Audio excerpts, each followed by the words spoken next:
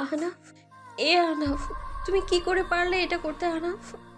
তাকাও না আহনাফ আমার দিকে, দেখো না আমি তোমার দেয়া লাল শাড়ি পরে বউ সেজেছি, কথা বলছো না কেন আহনাফ? বলে চিৎকার করে কাঁদতে লাগলো চাঁদি। আহনাফ নিশ্চুপ আর তার পাশে দাঁড়িয়ে তার সদ্য বিবাহিত স্ত্রী তানিয়া। পুরো বিয়ে বাড়ি যেন থম মেরে আছে, কি হচ্ছে কেউ বুঝে উঠতে পারছে না। আজ আহনাফ আর চাঁদনির বিয়ে ছিল। অবশেষে তাদের ৮ বছরের ভালোবাসা পূর্ণতা পেতে যাচ্ছিল। সবাই আনন্দে বিমোহিত ছিল। আর চাঁদনি, সে তো অপেক্ষায় বসেছিল তার প্রেম পুরুষের। কিন্তু হুট করে সব এলোমেলো হয়ে গেল। নিচ থেকে চিল্লাচিল্লির আওয়াজ আসছিল। অজানা আতঙ্কে কেঁপে উঠল চাঁদনি। চাঁদনি দৌড়ে নিচে যেয়ে দেখে যে আহনাফ এসেছে। কিছু একটা নিয়ে দুপক্ষের তুমুল বাকবিতণ্ড হচ্ছে। সবার মুখ থমথমে। চাঁদনি আরেকটু এগিয়ে যেয়ে দেখতে পেল আহনাফের পাশে তার চাচাতো বোন তানিয়া লাল বেনারসি পরে দাঁড়িয়ে আছে। এবার চাঁদনি যা শুনল তা শোনা অপেক্ষা মৃত্যু ভালো। এইসব কি আহনাফ? তুমি আমার সাথে প্র্যাঙ্ক করছো তাই না? চাঁদ তানিকাকে আমি বিয়ে করেছি, ও আমার বউ। এতদিন তোমার সাথে যা ছিল সব মোহ। মোহ কেটে যাওয়ার পর বুঝেছে আমি তানিকে ভালোবাসি। চাঁদনি কি বলবে বুঝতে পারছে না। ম্লান হেসে বলল, ভুল বলে আহনাফ, দিন না বছর হবে। 8টা বছরকে তুমি মোহ বলে কাটিয়ে দিলে। বর্তমান। কাঁদতে কাঁদতে চাঁদনি সেন্সলেস হয়ে যায়। চাঁদনির মা বাবা ভাই তাড়াতাড়ি ওকে নিয়ে হসপিটালের উদ্দেশ্যে বের হয়। যাওয়ার আগে চাঁদনির ভাই রুদ্র আহনাফের দিকে তাকিয়ে বলল, আহনাফ তোকে নিজের বেস্ট ফ্রেন্ড না ভাই ভাবতাম, আর তুই আজকে আমার পিঠে ছুরি দিলি। আমার বোনকে দেওয়া কষ্টের ওর চোখের পানির হিসাব তোর কাছে সুদে আসলে নিব, কথা দিচ্ছি। আহনাফ হালকা হাসল। তানিয়ার হাত ছেড়ে দিতে গেলে তানিয়া আবারও হাত ধরে ফেলল। আহনাফ ভয়ঙ্কর দৃষ্টিতে তাকায় ওর দিকে। তানিয়া মাথা নিচু করে হাত ছেড়ে দেয়। এরপর আহনাফ চুপচাপ বের হয়ে যায় কমিউনিটি সেন্টার থেকে। ফাঁকা রাস্তায় দিশাহীন হাঁটতে থাকে। মানুষ বলে মা নাকি সন্তানের জীবনের সবচেয়ে কাছের বন্ধু, কিন্তু তার জীবনের সবচেয়ে বড় শত্রুই তার মা। হ্যাঁ, তার মা। তোমাকে আমি ঘৃণা করি মা, ভয়ঙ্কর ঘৃণা করি। নুরানি, বোন আমার, আজ তোর বোন প্রতিশোধ নিয়েছে। তোর অপমানের, তো আমাদের বাবা মায়ের অপমানের বদলা নিতে পেরেছি আমি নুরানি। আমার জীবন আজ সার্থক। আপা জানিস তো, শান্তি পাচ্ছি আজ।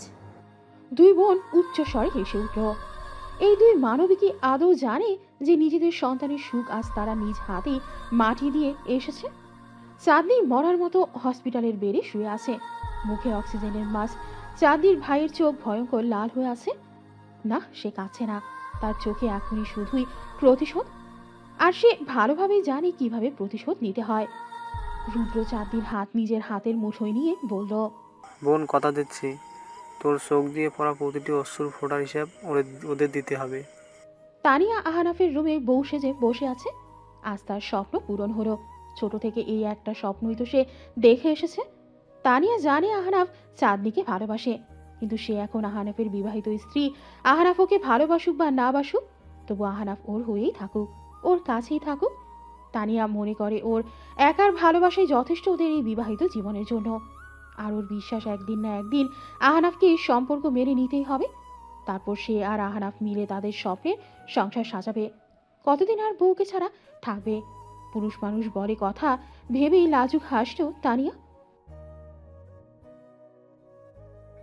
ওহ, তুমি নিয়ে চিন্তা করো না।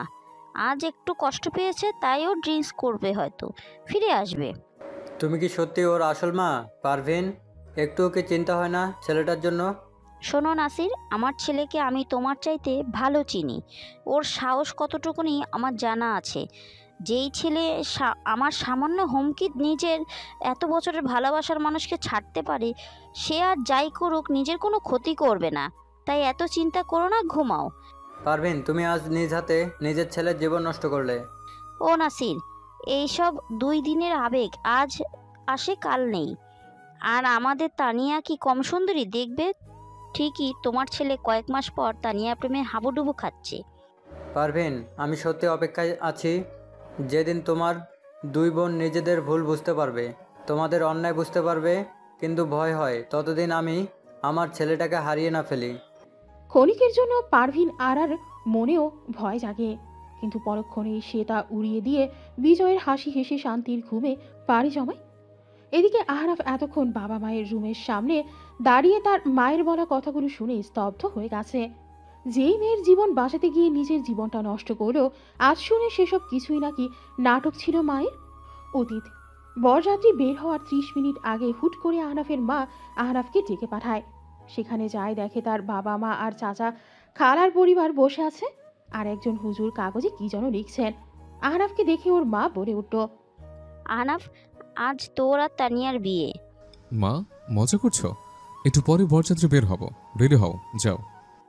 আমি মজা করছি না আহনাফ, আজ যদি তুই তানিয়াকে বিয়ে না করিস তাহলে এখনই আমি নিজেকে মেরে ফেলবো। আহনাফ হতবাক, বেশি অবাক নিজের পরিবারের বাকি সদস্যদের নির্বিকার ভাবে বসে থাকা দেখে। তার মানে সবাই সব জানে, সবাই রাজিও। এভাবে কিছুক্ষণ আহনাফ আর ওর মায়ের তর্ক চললে কিছুক্ষণ পর ওর মা নিজের হাতে চাকু দিয়ে পোঁছ দেয়, গলগলিয়ে রক্ত পড়তে শুরু করে। আহনাফ সহ পরিবারের সবাই পারভিন আরাকে ডাক্তারের কাছে নিয়ে যেতে চাইলে সে সরাসরি না করে দেয়। তার এক কথা, আগে বিয়ে হবে, তারপর সে ট্রিটমেন্ট নেবে। আহনাফও বাধ্য হয়ে রাজি হয়ে যায়, নিজের অনিচ্ছায় বিয়ে করে তানিয়াকে। বর্তমান মা, আজ তুমি যা করলে এর শাস্তি তুমি পাবে। আমি তো আমার চাঁদকে আর ফিরে পাবো না, কিন্তু নিজেকে তিলে তিলে শেষ করবো আমি। নিজের চোখের সামনে নিজের ছেলেকে ধীরে ধীরে মরতে দেখবে মা, এটাই তোমার শাস্তি। আর এদিকে তানিয়া আহনাফের অপেক্ষা করতে করতে ঘুমিয়ে পড়ল। সকালে পারভিন আরা আর তানিয়া নাস্তা দিচ্ছিল সবাইকে। হুট করে কি যেন দেখে তানিয়ার হাত থেকে খাবার বাটি পড়ে গেল। ওর দৃষ্টি অনুসরণ করে যখন সবাই সামনে তাকালো, দেখলো আহনাফ নেশায় বুঁদ হয়ে আছে আর তাকে ধরে আছে একটি মেয়ে। আহনাফ সবাইকে দেখে হ্যাংলা হাসি দিয়ে বলল, hello everyone, meet my new. এই মেয়ে, নাম কি তোমার? মমতা সাহেব মেয়েটা মাথা নিচু করে উত্তর দিল। ও হ্যাঁ, মমতা। তারপর ধ্রুব হাত ছাড়িয়ে ওর মায়ের কাছে যেয়ে বলল, দেখো মম, ও মমতা, আমার খুব ভালো লেগেছে, তাই কাল রাতে ওকে কিনেছি। হয়েছে, কাবিনে 5 লক্ষ টাকা জমেছিলাম না, ওটা দিয়েই। ভোরে পাগলের মতো হাসতে শুরু করলো। এদিকে তানিয়ার তো পাগল প্রায় অবস্থা। কাল রাতে তো আহনাফকে নিয়ে নতুন সংসার গড়ার স্বপ্ন দেখলো, তবে সবই কি ছিল মরিচিকা? আহনাফের মা হুঙ্কার দিয়ে বলল, আহনাফ, ভুলে যেও না তুমি এখন বিবাহিত। আহনাফ মেকি হেসে বলল, বিয়ে মাই ফুড। এই তানির সাথে শোভনা বলেই তো এই প্রস্টিটিউটকে কিনে এনেছে। বলেই থুতু ফেললো মেঝেতে। এরপর সবার সামনে মমতাকে কোলে নিয়ে রুমে চলে গেল। আহনাফের এই নির্লজ্জ আচরণে বাসায় সবার মাথা নামিয়ে দিল। এদিকে তানিয়ার মা বিলাপ শুরু করলো, মেয়েকে এভাবে বিয়ে দিয়ে ভুল করলো না তো? তানিয়ার বাবা নাসির সাহেবকে হুমকি দিয়ে বলল। নাসির সাহেব তাচ্ছিল্য হাসি হেসে বলল, কেন ভাইজান, যখন আমার ছেলেটাকে জোর করে নিজের মেয়ের সাথে বিয়ে দিলে তখন মনে ছিল না যে জোর করে ভালোবাসা হয় না, যা মন চায় করো এখন তোমরা। আর পারভিন, শুনে রাখো, আমার ছেলের যদি কিছু হয় সেদিনেই আমি এই ঘর ছাড়ব। তোমার মতো স্বার্থপর অমানুষের সাথে সংসার করা যায় না। বলে গটগট করে চলে গেলেন নাসির সাহেব। এদিকে পারভিনারা ভাবছেন সত্যি কি ভুল করে বসলেন তিনি। চাঁদ শোন, শরীর এখন কেমন তোর? চাঁদনি নিরুত্তর। জ্ঞান ফেরার পর থেকেই সে কারোর সাথে কথা বলছে না, শুধু সবার দিকে তাকিয়ে থাকে। কে কি? এদিকে আহনাফের অবস্থা শোচনীয়। ভয়ঙ্কর ভয়ঙ্কর ড্রাগে আসক্ত হয়েছে সে, অবশ্য ইচ্ছে করে হয়েছে, যেন এই অন্ধকার জগৎ থেকে আর ফিরতে না পারে। ইদানিং জুয়া খেলাও শুরু করে, ইচ্ছে করে জুয়াতে টাকা হারে। অফিস যায় না 2 মাস, বাসায় যতক্ষণ থাকে নিত্য নতুন মেয়ে নিয়ে আসে। পুরো বাড়ির পরিবেশ শোচনীয়। আর তানিয়া, তার অবস্থা আরও শোচনীয়। পারভিনারা বলেছিল আহনাফ যখন নেশার ঘরে থাকবে তখন যেন আহনাফের কাছে যায়। একবার বাচ্চা আসলে আহনাফ বলতে যাবে, সংসারী হবে। বাচ্চার মুখের দিকে তাকিয়ে তানিয়াও সায় দেয়। পরিকল্পনা অনুযায়ী একদিন রাতে আহনাফের সামনে আবেদনময়ী রূপে হাজির হয়। নেশার ঘরে আহনাফ ধীরে ধীরে তানিয়ার দিকে এগিয়ে যায়। তানিয়াকে চাঁদনি মনে করে কাছে টেনে নিতে থাকে। কিন্তু ওই যে, যতই নেশা করুক, ভালোবাসার মানুষের টানই আলাদা। ধাক্কা মেরে তানিয়াকে বিছানা থেকে নিচে ফেলে দেয়। সারা রাত তানিয়াকে বেল দিয়ে কুত্তার মতো পেটায়। এরপর 3 দিন তানিয়া হসপিটালে ভর্তি ছিল। এরপর থেকে তানিয়া নিজের রুমে একা একা বসে থাকে, সারাদিন চোখের পানি ফেলে। তারপর থেকে আহসান নেশা করে বাসায় আসলে দরজা ভালো করে লাগায়। তারপর রুমে বসেও সারা রাত নেশা করে। সুদর্শন বরিষ্ঠ আহনাফ 2 মাসের মধ্যেই কেমন রোগা হয়ে গেছে, চোখের নিচে দাগ বসে গেছে। কিছু স্বার্থপর মানুষের স্বার্থের বলি হয়েছে এই নিষ্পাপ ছেলেটা। আহনাফের বাবা ছেলের চিন্তায় অসুস্থ হয়ে পড়েছেন। জানেন না কি হবে তার ছেলেটার। রাগে ঘেন্নায় পারভিনারার সাথেও এখন আর কথা বলেন না। মনে মনে কঠিন সিদ্ধান্ত নিয়েছেন, পারভিনারার সাথে সম্পর্ক রাখবেন না, সব ছেড়ে ছুড়ে নিজের বাচ্চাটাকে নিয়ে শহর ছাড়বেন তিনি। এদিকে পারভিনারাও দুশ্চিন্তায় বিভোর। আহনাফ একমাত্র সন্তান তার, মাঝে মাঝে ভাবে চাঁদনিকে ফেরে আনবেন, কিন্তু তখনই তার বোন নুরানি বেগমের উস্কানিতে আরও কঠোর হয়ে যান। নুরানি বেগম তো পড়ে আছেন নিজের প্রতিশোধ আর নিজের ভালোবাসার মানুষকে হারানোর বেদনায়। সে কিভাবে বুঝবে অন্যের সন্তানের ভালো?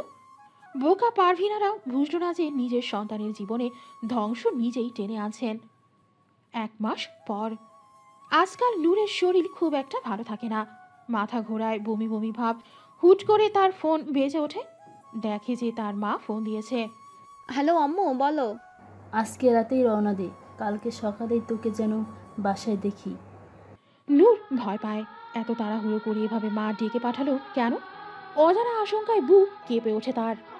রুদ্রদের বাসায় প্যাকিং চলছে, সব ব্যবসাপাতি গোপনে সরিয়ে ফেলেছে, নিজের চাকরিও সুইচ করেছে। আর মাত্র 1 দিন, তারপর তার লাস্ট চাল, এরপর ফিনিশ। ভেবেই উন্মাদের মতো হেসে উঠল রুদ্র। গালে হাত দিয়ে দাঁড়িয়ে আছে নূর। বাড়িতে ঢোকা মাত্রই নুরানি বেগম থাপ্পড় দিয়েছে ওর গালে। চোখ দিয়ে অনবরত পানি পড়ছে। কখনো ভাবিনি এভাবে ধরা পড়ে যাবে। ওদিকে ওর বাবা স্তব্ধ হয়ে দাঁড়িয়ে আছে। কোনোদিন কল্পনাও করেনি তার এই বাচ্চা মেয়েটা তার বিশ্বাস ভাঙবে। 2 মাস আগে কোথায় ছিলি তুই? চুলের মুঠি ধরে জিজ্ঞেস করছে নুরানি। আজ নূরের বাবাও কিছু বলছে না। বলছিস না কেন, বল। নূর চুপ করে আছে। ভুলেও যদি রুদ্রর নাম মুখে নেয় তাহলে মা আজকেই কিছু একটা করে বসবে, হয়তোবা সারা জীবনের জন্য হারাবে রুদ্রকে। তাই আপাতত চুপ থেকে পরে রুদ্রের সাথে কথা বলে ডিসিশন নেবে। কাঁপতে কাঁপতে নূর বলল, মা, বান্ধবীরা মিলে কক্সবাজার গিয়েছিলাম। কোন বান্ধবী? আম্মু, ভার্সিটির। নুরানি বেগম চুপ করে কিছু একটা ভাবলেন, তারপর বললেন।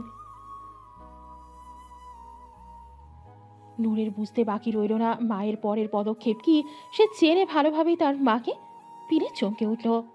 বিকেলবেলা নূর অনেক কষ্টে লুকিয়ে বাসা থেকে বের হয়েছে। তাদের পরিচিত রেস্টুরেন্টের কর্নারের সিটে বসে অপেক্ষা করে রুদ্রের জন্য। 15 মিনিট পর রুদ্র এসে বিরক্তির সুরে বলল, সমস্যা কি নূর? এভাবে তাড়াহুড়ো করে ডাকলে কেন? আমার কি কাজ নেই নাকি? রুদ্র, তুমি এইভাবে কথা বলছো কেন? আজ পুরো 3 মাস পর আমাদের দেখা হলো। এসব আজাইরের কথা বাদ দিয়ে আগে বলো, কেন ডেকেছো? রুদ্রর ব্যবহারে নূরের ভেতরটা ফেটে যাচ্ছে। অনেক কষ্টে কান্না আটকিয়ে বলল, রুদ্র, মা আমাকে সন্দেহ করছে। আমার মনে হয় মা এই সপ্তাহেই আমার বিয়ে দিয়ে দেওয়ার চেষ্টা করছে। বলে রুদ্রের দিকে তাকালো। রুদ্র কেয়ারলেস ভাবে বলল, তো নূর যেন আজ অবাকের পর অবাক হচ্ছে।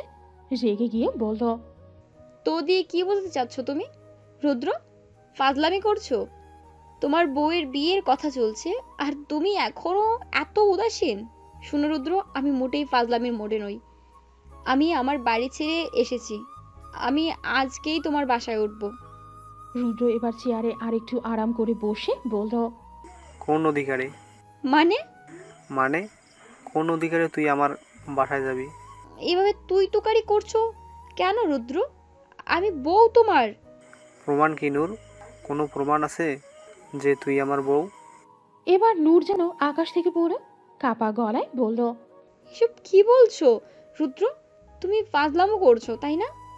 এবার রুদ্র নূরের দিকে একটু এগিয়ে যেয়ে ওর চুলগুলো কানের পেছনে গুজে দিয়ে ফিস ফিস করে বলল, একদমই না নূর পাখি, তুমি আমার কেউ না, কেউ না তুমি আমার। ওই বিয়ে মিথ্যা, বিয়ের সব সাক্ষী মিথ্যা, যা হয়েছে সব ভুলে যাও পাখি। নূরের এবার চারপাশ ঘুরছে। কাপা কাপা গলায় বলল, কেন করলে এমন রুদ্র? রুদ্র নূরের গাল চেপে ধরে বলল, আমার বোনের প্রতিশোধ নিতে পাখি। পারবিন, আবার শাস্তি তো তাকে তার ছেলেই দিচ্ছে, কিন্তু তোর মাকে শাস্তি দিলাম, আর মেয়েকে তো শয্যাশয়ী বানিয়ে। নূরের কি হলো জানা নেই। এরপর আর একটু শব্দও করেনি মেয়েটা। একদম নীরবভাবে রেস্টুরেন্ট থেকে বের হয়ে চলে গেল। এদিকে রুদ্র অবাক, ভেবেছিল নূর চিল্লাচিল্লি করবে, ওকে থাপ্পড় দিবে, অনুনয় করবে, কিন্তু না, মেয়েটার এই নীরব রূপ যে রুদ্রকেও পড়াচ্ছে। কিন্তু পরক্ষণেই তার চোখে ভেসে উঠল চাঁদনির হসপিটালে থাকা দিনগুলোর কথা। ফের ওর মাথায় জেগে বসল প্রতিশোধ শব্দটি। শুধু আজকে রাতটার অপেক্ষা। নূর বাসায় ফিরলে ওর মা তেড়ে আসে, হাজারটা প্রশ্ন করে, কিন্তু নূর নিরুত্তর, যেন জীবনের প্রতি আর কোনো মায়া কাজ করছে না তার। আজ সে নিজেকে শেষ করে দিতে চেয়েছিল, কিন্তু পারেনি। মনে করে কিছুক্ষণ আগের কথা, নিজেকে শেষ করার জন্য মরিয়া হয়ে উঠেছিল নূর। জন্মের পর থেকে সে শুধুই ঠকেছে, কেউ তাকে ভালোবাসে না, কেউ না। হুট করে মাঝ রাস্তায় মাথা ঘুরে পড়ে যায় নূর। পথচারীরা ওকে নিয়ে হসপিটালে যায়। যখন জ্ঞান ফিরে তখন রাত প্রায় 8টা। ডাক্তারের কাছে জানতে পারে যে সে প্রেগনেন্ট। নূরের দুনিয়া যেন উল্টে যায়। কি পরিচয় দিবে এখন সে এই বাচ্চাটার? সবাইকে ওকে জারজ বলবে? না, ভয় কেঁপে ওঠে নূর। বেহায়ার মতো আবার ফোন করে রুদ্রকে, কিন্তু ফোন বন্ধ। এরপর সরাসরি চলে যায় রুদ্রর বাসায়। সেখানে যেয়ে দেখে গেটে তালা মারা। দারোয়ান বলে রুদ্ররা নাকি দেশের বাইরে চলে যাবে পুরো পরিবার। এবার যেন নূরের মাথায় বাজ পড়ল।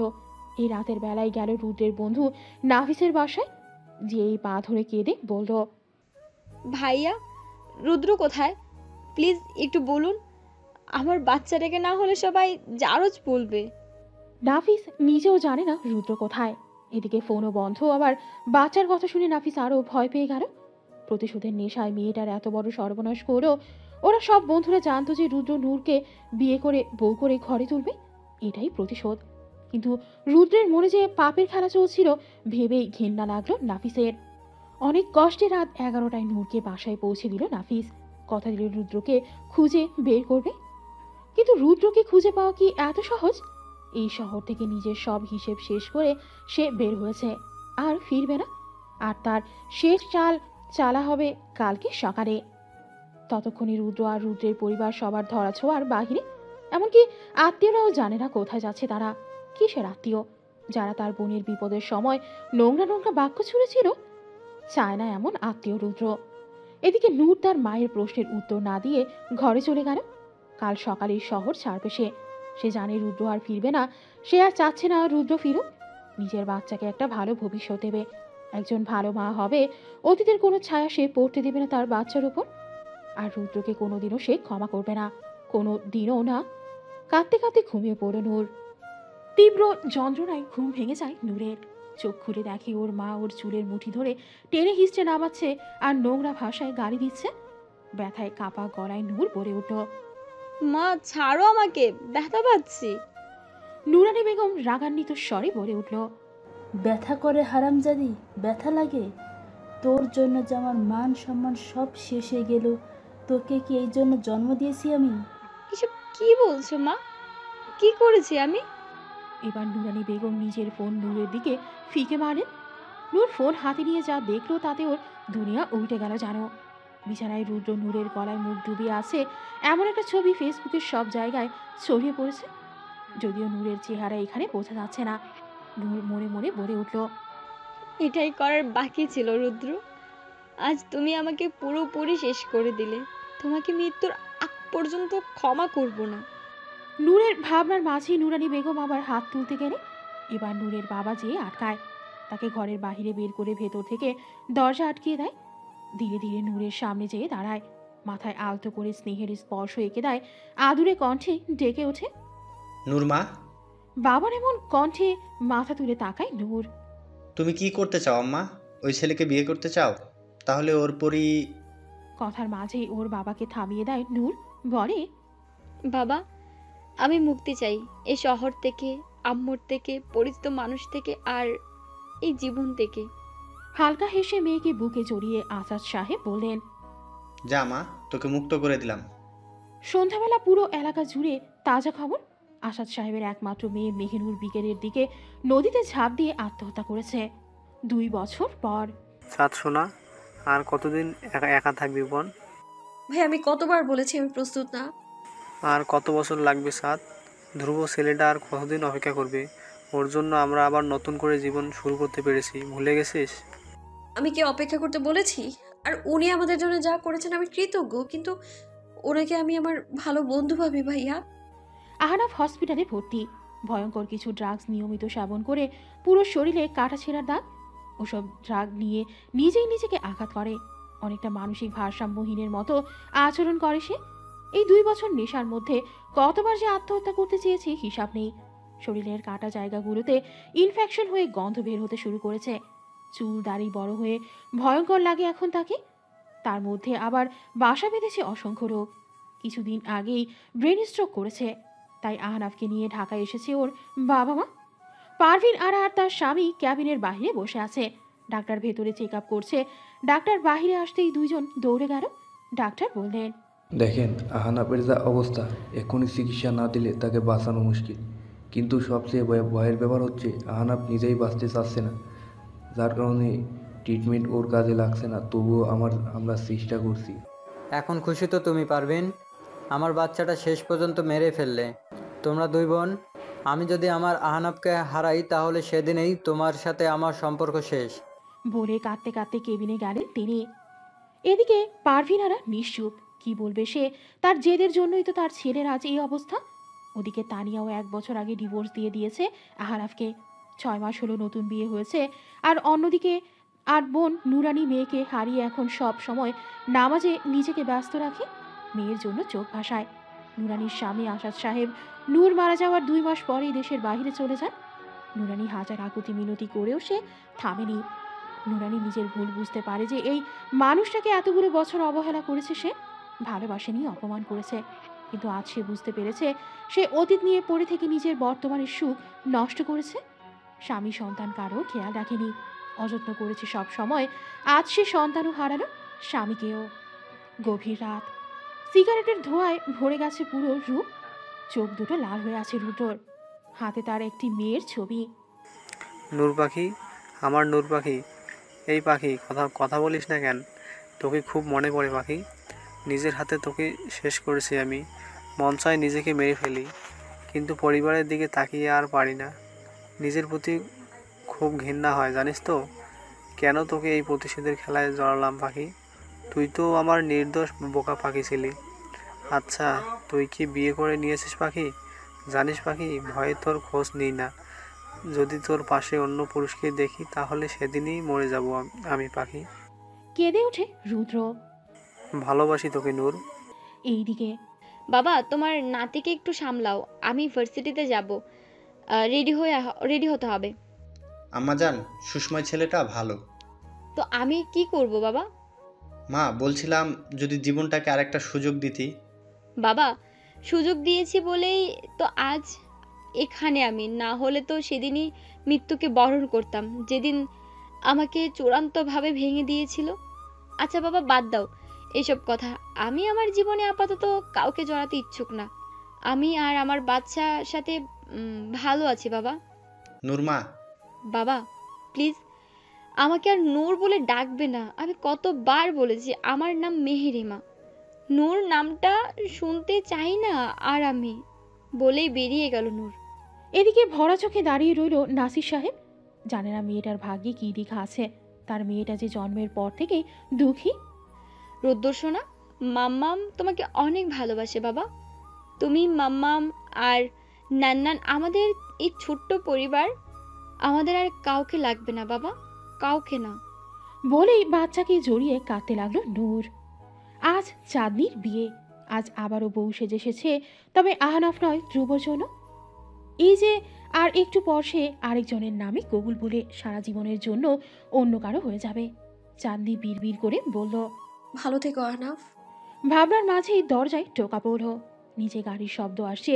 বুঝতে বাকি রইল না যে বর এসেছে। সবাই অপেক্ষায় আছে চাঁদনির কবুল বলার, কিন্তু তার গলা দিয়ে কোনো শব্দ আসছে না। সারা শরীর কাঁপছে। অবশেষে সে শক্তি সঞ্চার কবুল বলতে যাবে, এমন সময় কেউ দৌড়ে এসে তার পা জড়িয়ে ধরল। চাঁদনি চমকে উঠে দাঁড়ালো। যখন মানুষটার চেহারা দেখলো, তখন যেন তার মাথায় বাজ পড়ল। অবাক হয়ে বলল, আন্টি আপনি? চাঁদ মা, আমি তোর পায়ে পড়ছি মা, আমার আহনাফটাকে বাঁচা। এবার যেন সবার অবাকের মাত্রা আরো বাড়ল। মা, আমার আহনাফটা আইসিইউতে ভর্তি, অবস্থা ভালো না ওর, ওকে বাঁচা মা। এই পর্যায়ে চাঁদনি আর নিজেকে ধরে রাখতে পারল না। সেও উনাদের মতো কাঁদতে কাঁদতে জিজ্ঞেস করলো যে আহনাফের কি হয়েছে? পারভিন বেগম এক এক করে সব ঘটনা খুলে বলল। কিভাবে প্রতিশোধের নেশায় দুই বোন মিলে চাঁদনির জীবন নষ্ট করতে চেয়েছিল, কিভাবে আহনাফ ধীরে ধীরে মৃত্যুর মুখে গিয়েছে সব। চাঁদনি আর নিজেকে ধরে রাখতে পারল না, পাগলের মতো ছুটতে শুরু করলো মেইন গেটের দিকে। হসপিটালের কমন জোনে বসে আছে সবাই। চাঁদনি আহনাফের অবস্থা দেখে সেন্সলেস হয়ে গিয়েছে। তাকে আরেক কেবিনে ভর্তি করা হয়েছে। ধ্রুবর পরিবার চলে গেছে। হসপিটালে আছে শুধু ধ্রুব, চাঁদনির পরিবার আর আহনাফের বাবা মা। সবার দৃষ্টি এখন পারভিন আরার দিকে। এমন কি হয়েছিল যার প্রতিশোধ নিয়ে এত ভয়ঙ্কর খেলায় মেতে উঠল সে? অতীত।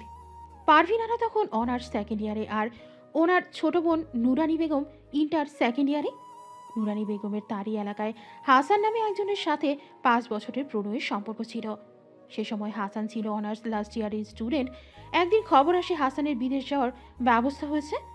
এদিকে নুরানি আর হাসান একে অপরকে প্রচণ্ড ভালোবাসতেন, তাই বিদেশ যাওয়ার আগে তারা দুজন অনেক কষ্টে পরিবারকে ম্যানেজ করে বিয়ে করার সিদ্ধান্ত নেয়। এদিকে পারভিন আরারও বিয়ে ঠিক করা আছে, তাই তারা কেউ মানা করে না। অবশেষে বিয়ের দিন এগিয়ে আসে, কিন্তু সেদিন হঠাৎ বিয়ের কিছুক্ষণ আগে পুলিশ এসে নুরানির বাবাকে ধরে নিয়ে যায় মিথ্যা কেসে। নুরানির বিয়ে ভেঙে যায়। সে রাতেই হাসানের সাথে তার মামাতো বোনের বিয়ে হয়। অন্যদিকে পারভিন আরার হবু শ্বশুরও ফোন দিয়ে বিয়ে ভেঙে দেয়। দুই বোনই নিজেদের ভালোবাসার মানুষকে হারায়। তারপর মা আর দুই মেয়ের সমাজের অনেক কটু কথা সহ্য করে জীবন সংগ্রাম চালিয়ে যায়। 3 মাস পর জামিন মিলে তাদের বাবার। তারা জানতে পারে টাকার লোভে পুলিশ ইন্সপেক্টর আবুল কাশেম তাকে ফাঁসিয়েছিল। এরপর তারা সে শহর ছেড়ে দেয়, নতুন করে জীবন শুরু করে। কিন্তু মনের মধ্যে ওই ইন্সপেক্টরের জন্য ঘৃণা এক বিন্দুও কমেনি। এত বছর পর সেদিন যখন তারা চাঁদনিদের বাসায় বিয়ের কথা বলতে গিয়েছিল, তখন ড্রয়িং রুমে আবুল কাশেমের ছবি দেখে চিনতে বিন্দু মাত্র দেরি হয়নি তার। আর যখন জানালো যে আবুল কাশেম চাঁদনির বাবা, পুরনো প্রতিশোধ জেগে উঠল তার। বর্তমান চাঁদনির বাবা শফিক সাহেব হতভম্ব। তার মেয়ে এমন দোষের শাস্তি পেল যেটা তার বাবা করেনি। সে উত্তেজিত হয়ে বলে উঠল, আপনি আসল ঘটনা না জেনে এতগুলো মানুষের জীবন নষ্ট করলেন। সেদিন খালিদ নামে এক লোক আমার বোনকে কিডন্যাপ করেছিল আর হুমকি দিয়েছিল বাবাকে যেন আপনার বাবাকে অ্যারেস্ট করে। তার মেবি উদ্দেশ্যটা ছিল হাসানের সাথে নিজের মেয়ের বিয়ে দেওয়া। এমনকি আমার বাবা চাকরি ছেড়ে এক কাপড়ে আমাদের নিয়ে শহর ছেড়েছিল, কারণ আমার বাবা গোপনে আপনার বাবার নির্দোষ হওয়ার প্রমাণ দিয়েছিল আরেক ইন্সপেক্টরকে। এই দফায় চমকে উঠল পারভিন আরা। এত বড় ভুল সে কি করে করো? সত্য না জেনে এত বড় পাপ করো? কেঁদে উঠল সে। আহনাফ ধীরে ধীরে চোখ খুলছে। অনুভব করে কেউ তার হাত শক্ত করে ধরে রেখেছে। পাশে ফিরে তাকায়, বুকটা ধুক করে ওঠে। চাঁদ, তার চাঁদ। দরজায় নক করার শব্দে ঘুম ভেঙে গেল চাঁদনি। মাথা তুলে দেখে আহনাফ তাকিয়ে আছে তার দিকে। ইস, 2 বছর পর মানুষটাকে দেখছে সে। 2 বছর, চেহারার কি অবস্থা! আচ্ছা, এই 2 বছরে কি সে নিজের যত্ন নেয়নি একবারও? সারা শরীরে কাটা ছেঁড়ার দাগ, সিরিঞ্জের দাগ, কোথাও কোথাও আবার ইনফেকশন হয়ে গেছে। ভাবনার মাঝে আবার নক করলো কেউ দরজায়। চাঁদনি এবার হুঁশ ফিরে পেরে যে দরজা খুলে বেরিয়ে গেলে নার্স মেডিসিন নিয়ে ভেতরে আসতো। আহনাফ এখনও অপলক তাকিয়ে আছে তার চাঁদের যাওয়ার পথে। পেরিয়ে গেল দিন 4। এর মধ্যে আর আহনাফ আর চাঁদনির কথা হয়নি। চাঁদনি যতবারই এসেছে কেবিনের বাহিরে থেকে দেখে চলে গেছে। আজ আহনাফের ডিসচার্জের দিন। সবাই এসেছে, এমনকি ধ্রুব। বলেছিলাম না ধ্রুব, আমার চাঁদকে কোনোদিন আমার সামনে আনবে না। এ ভুল যাতে আর না হয়। আমার চাঁদকে দেখে রেখো, আগলে রেখো। বলেই কেবিন থেকে বের হয়ে গেল আহনাফ। এদিকে সবার চোখে বিস্ময়। আহনাফ ধ্রুবকে চেনে, তার মানে চাঁদনি কোথায় এটা আহনাফ আগে থেকেই জানতো। সবাই জিজ্ঞাসা দৃষ্টিতে তাকিয়ে থাকে ধ্রুবর দিকে। চাঁদনি আমাদের বাসায় আসার 15 দিন পরে আহনাব একদিন আমার অফিসে আসে, নিজের পরিচয় দেয়। এরপর সে প্রায় চাঁদনির খবর নিত আমার কাছে। প্রায় দূর থেকে দাঁড়িয়ে এক পলক দেখে চলে যেত। কিন্তু হুট করে 4 মাস পর আহনাব এসে বলে যে আমি যেন চাঁদনিকে আর কোনো দিন তার সামনে না আনি, চাঁদনিকে বিয়ে করে একটা নতুন জীবন দেই, আর অতীতকে যেন ভুলিয়ে দিই। চাঁদনি হতভম্ব। কি হচ্ছে তার জীবনে? মাথা ঘুরে পড়ে গেল সে। আহনাফ আবার বাড়ি যেয়ে ড্রিঙ্ক করছে। তখন বারবার মন চেয়েছিল তার চাঁদকে বুকে জড়িয়ে ধরতে, কিন্তু পারেনি। হুট করে আহনাফের হাত থেকে কেউ ড্রিঙ্কসের গ্লাস কেড়ে নেয়। আহনাফ রাগে কিছু বলতে যাবে, তার আগেই দেখে যে রুদ্র আরও বেশি রেগে হাত মুষ্টিবদ্ধ করলো। সে রেগে বলল, রুদ্র, এখান থেকে যা। যাব না। কি করবি? রুদ্র প্লিজ যা, না হলে আমি যে প্রতিশোধের খেলায় মেতে উঠব, সেটা থেকে তোর আর তোর বোনের রেহাই পাওয়া মুশকিল। মানে? কোনো মানে নেই, জাস্ট তুই আর তোর বোন আমার থেকে দূরে থাক, ভালো থাকবে। এখন যা। এসব বাদ দে, সব কিছু জাস্ট ভুল বোঝাবুঝি ছিল। চাঁদ নিজেও তোকে ছাড়া ভালো নেই। আমার কাছে আসলেও আরও খারাপ থাকবে। প্লিজ এখান থেকে যা রুদ্র। এই পর্যায়ে রাগে হাতের গ্লাস ছুঁড়ে মারল আহনাফ। রুদ্রের কলার ধরে বলতে লাগলো, কিসের ভুল বোঝাবুঝি? হ্যাঁ, কিসের? তোর বোন যখনই আমার সামনে আসবে তখনই আমার মনে পড়বে ও একটা খুনির বোন, আমার নূরের খুনির বোন। তোর ভুল বুঝাবুঝি পারবে আমার বোনকে ফিরে আনতে? বলিস না কেন? এদিকে নূরের খুনি শব্দটা শুনে বাঘারা রুদ্র কাপা কণ্ঠে জিজ্ঞেস করল।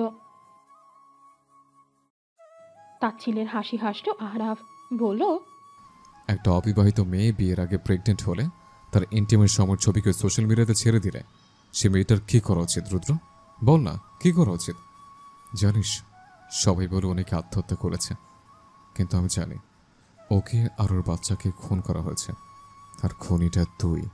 প্লিজ তুই আর তোর বোন আমার সামনে আসবে না। এদিকে রুদ্র যেন এ দুনিয়াতে নেই। তার তো কানে বাজছে যে নূর আর তাদের হবু বাচ্চার খুনি সে। 4 দিনের বাসায় আজকে টেনশনে আছে। রাত পেরিয়ে সকাল হতে চলল, কিন্তু রুদ্র এখনো বাড়ি ফেরেনি। ফোন বেজে চলেছে, কিন্তু কেউ ধরছে না। সবাই টেনশনে আছে। ধ্রুব রাস্তায় রাস্তায় সারা রাত ঘুরেছে। হুট করে কলিং বেল বেজে উঠল। চাঁদনি তাড়াতাড়ি যেয়ে দরজা খুলে দেখে রুদ্র এসেছে। তাকে দুজন ধরে রেখেছে। রুদ্রর যেন কোনো হুঁশ নেই, রোবটের মতো হয়ে আছে। সাথে দুজন বলল কাল রাতে নাকি রুদ্র তাদের গাড়ির সামনে এসে দাঁড়িয়েছিল ইচ্ছা করে। তারা টাইম মতো ব্রেক করেও সামনে থেকে আরেকটা মোটর বাইক এসে ধাক্কা দেয়। তাই তারা তাড়াতাড়ি তাকে হসপিটালে নিয়ে যায়। সকালে জ্ঞান ফিরলে একটাও কথা বলেনি সে। সাথে সাথে চাঁদনির মা সাবিনা ইয়াসমিন এসে রুদ্রকে এলোপাথারি মারতে শুরু করলো। বল হারামজাদা, তোর কিসের অভাব রেখেছিলাম আমি? কেন মরতে গিয়েছিলি? এ পর্যায়ে রুদ্র মাথা তুলে তাকালো, বলল, মা, আমি খুনি না। আমি খুনি? আমি আমার স্ত্রী, আমার অনাগত বাচ্চাকে মেরেছি মা। আমার বেঁচে থাকার কোনো অধিকার নেই মা। ওখানে উপস্থিত সবার মাথায় যেন বাজ পড়ল। এ কি শুনছে তারা? সাবিনা বলে উঠলেন, কি পাগলের মতো কথা বলছিস রুদ্র? তোর বিয়ে কবে হলো আর বাচ্চা? রুদ্র কাঁদতে কাঁদতে বলল, আহনাফের খালাতো বোন নূর আমার বিয়ে করা বৌমা। আহনাফের সাথে আর নুরানি বেগমের সাথে প্রতিশোধ নিতে আমি ওকে বিয়ে করেছিলাম মা। এরপর ওকে আমি ব্যবহার করে ছুঁড়ে ফেলি, আর শহর ছাড়ার আগে ওর বদনামির জন্য নিজের ফেস ঢেকে ওর আর আমার ইন্টিমেট ছবি গ্রুপে ছেড়ে দিই। তারপরের দিন নাকি নূর আত্মহত্যা করেছে মা। আমার সন্তান ওর গর্ভে ছিল। এ পর্যায়ে চাঁদনি এসে রুদ্রর গাড়ে থাপ্পড় মারে। তারপর বলে, তোদের এই নোংরা প্রতিশোধের খেলার বলি আমি আর নূর হলাম। আমাদের জীবনটা তুই আর আহনাফ নষ্ট করে দিয়েছিস। আজকের পর থেকে আমার কোনো ভাই নেই। আমার কাছে তুই একজন ক্রিমিনাল ছাড়া আর কিচ্ছু না। আর আহনাফ, ও নিজেও একটা ক্রিমিনাল। তারপর চাঁদ দৌড়ে নিজের রুমে চলে গেল। ধ্রুব এতক্ষণ রুদ্রর পাশে বসেছিল, চেষ্টা করছিল বন্ধুর সাথে মাথা থেকে সুইসাইডের কথা সরাতে। জানে না পেরেছে কিনা। রুদ্র বারান্দায় বসে স্মোক করছে। নিজেকে পশু মনে হচ্ছে তার। আহনাফের ট্রিটমেন্ট এখনো বাকি, তাই নাসির সাহেব 6 মাসের জন্য ঢাকায় বাসা ভাড়া নিয়েছেন।